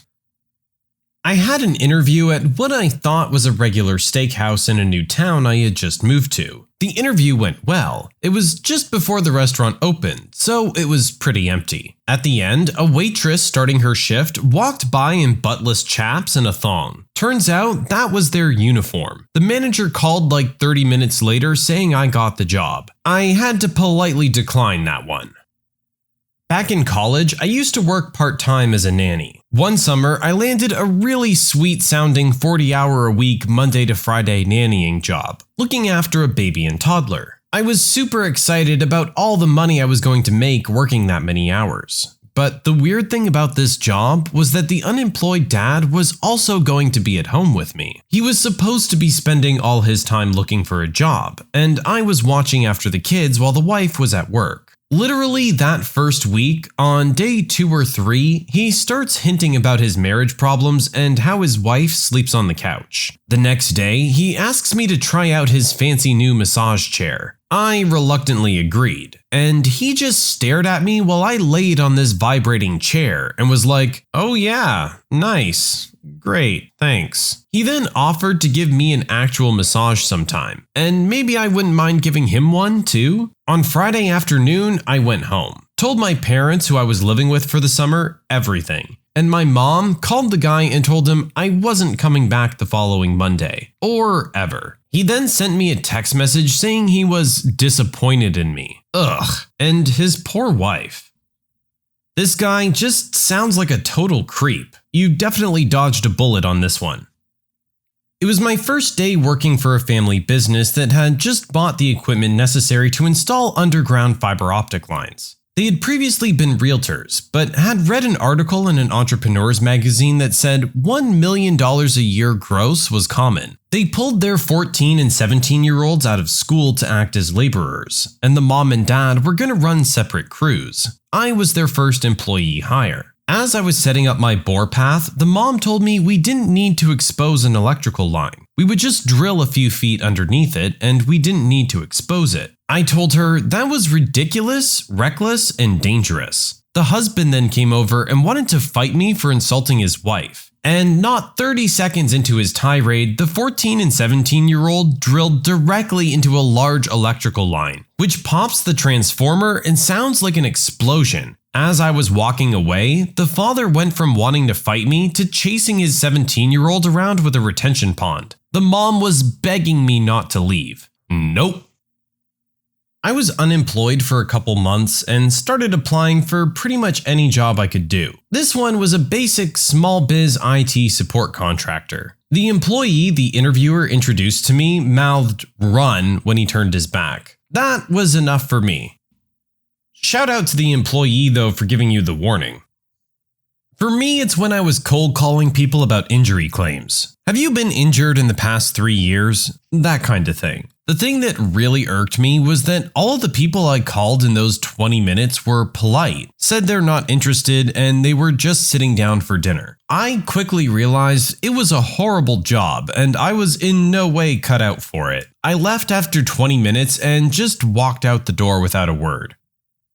I went to my orientation at a boot factory. They're government contracted and so pay minimum wage. So I figured I'd work there a while and look for something better. After we do the usual paperwork signing and such, we're taken as a group onto the factory floor for a tour. It's hot, it's crowded, it stinks, and everyone working looks annoyed by our presence. Okay, I guess not everyone loves their job, right? No biggie. I'm sure this won't be so bad. Then our guide informs us in no uncertain terms that our coworkers quite often give new people bad information to get them in trouble or to make them mess up. They'd even be the ones to rat you out. Then we were told our foreman is the type to yell for no reason, ask people if they're drunk in an accusatory way for no reason, and is generally a giant jerk. I took a few moments to think after these last revelations and said, nah, and walked out of the building without a word to anyone. Screw that, Captain. I'm not putting up with all that for $8 and some change an hour.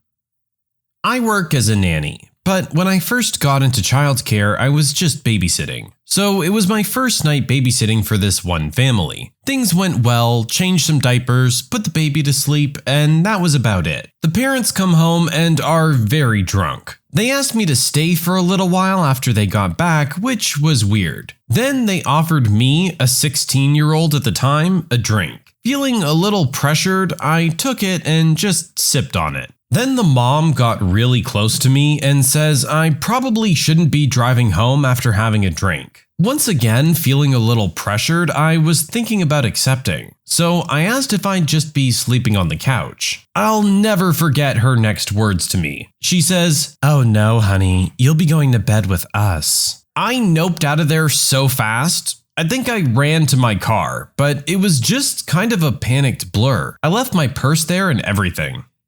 Second day at Rue 21, and the managers plus other coworkers all went out to lunch together and left me alone in the store. I wasn't able to ring anybody up yet, and the store was packed. I just walked out.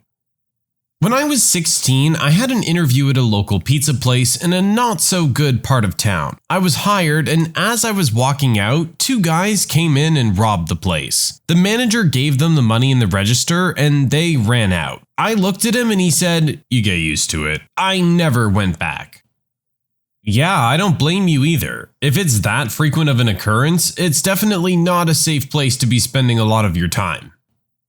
I had a job in a salad plant, those bags of salad mix a lot of restaurants use. I was there for 2 weeks coring lettuce. In front of a conveyor belt, 8 hours a day, pick up a head, slam it, pull the core, put it down, next. You talk to your coworkers or you plot the downfall of Western civilization. One really sweet lady had been there for 10 years. 10 years on the lettuce line. She got called into the office and was gone for about a half an hour. She said, "I won't be here tomorrow, I got promoted." I asked what she'd be doing. Cabbage! I didn't quit. I wished her well, dropped my stuff, and walked out. I feel bad about not quitting, but I was young. And, well, 10 years. That was 28 years ago. Had I stayed, I might be up to carrots by now. I sometimes wonder how my life would have been different had I stayed. And in those moments, I celebrate every decision I've ever made. I was hired as an intern manager for a local nonprofit recycling plant. This meant I would hire and train interns for this amazing work opportunity. Turns out for them, interns meant working for free, doing basically everything for the organization event and marketing-wise, while also cleaning the bathroom and taking out the trash for the whole place every week. That's actually super illegal for being way too close to slave labor. I was on contract for minimum 6 months, but I managed to get out of it after 2. I ain't risking my career for their shady business practices. I wanted something part-time when I was at uni. I applied for a position at the local cinema chain and got an interview. It was one of those high turnover places that meant if you got an interview, there was a 95% chance you got a job. The guy at the box office radioed to his manager and was told to take me to room 7. We got to room 7 and wait. About 25 minutes pass before the manager starts screaming abuse over the radio because we're not in room 2. So off to room 2 we go on the other side of the building. It's a 15-screen cinema. The manager starts trying to turn on the charm, and I basically say if that's how you treat your employees in front of a job candidate, there's no way I'm ever working for you, and ask the other guy to show me out. I'm sure it made no difference to his behavior, but it saved me a lot of potential abuse. I worked at Claire's for one day. At the end of the shift, she asked me to put a bucket load of tiny earring packages back on the walls. A few hours later, I finish, and apparently misplaced a few of them. So she threw all of them on the floor and said to do it again. Nope. Sounds like she just has some kind of power trip. That was completely unnecessary. It was listed as a marketing position. The guy doing the interview started showing me and the other candidate how sharp Cutco knives are. Turns out it was a pyramid scheme. The guy kept asking if I wanted to sign on to buy some knives to sell. The other candidate went to the bathroom and never returned. I felt really awkward, also needed to wait to be picked up, so I stayed for the whole thing. I once saw a Craigslist ad for a stereo salesman. I showed up to a warehouse where a bunch of dudes got into a minivan. The owner told me to go on a run and see how it is, and then talk about the job. Turns out all these guys did was lie and con. They would go up to strangers and say, "Hey man, my cousin's got this stereo, but he got arrested and I don't need it. It's worth $500, but I'll gladly sell it for $200. Then use pushy tactics to get people to go to the ATM and give them money. The system was a piece of crap off-brand, and I overheard the owner saying in bulk it only cost him $20 to buy. Yeah, I noped out of this pretty quickly. I also called the police. JCPenney. I came to work to set up shelves and things, store technician, but my boss handed me a mop and said someone lady pooped in an aisle when she didn't get her way. I handed the mop back and said I'm not hazmat certified, but he is, and noped out of there. My first day on a carpentry job when I was 22, a 20-year-old kid shot me with a nail gun from about 20 feet away. He thought it was hilarious, and so did everyone else, including the company owner. I noped right out of there. Yeah, no kidding. And I hope you called the police, cause that could have been a very serious injury. When you subscribe, make sure to hit the bell to turn on notifications. Put the playlist on in the background to finish listening to all the stories, linked at the top of the description. And if you like Am I the Genius, give Am I the Jerk a shot, linked in the description as well. Either way, thanks a lot for watching, and we'll see you guys next time.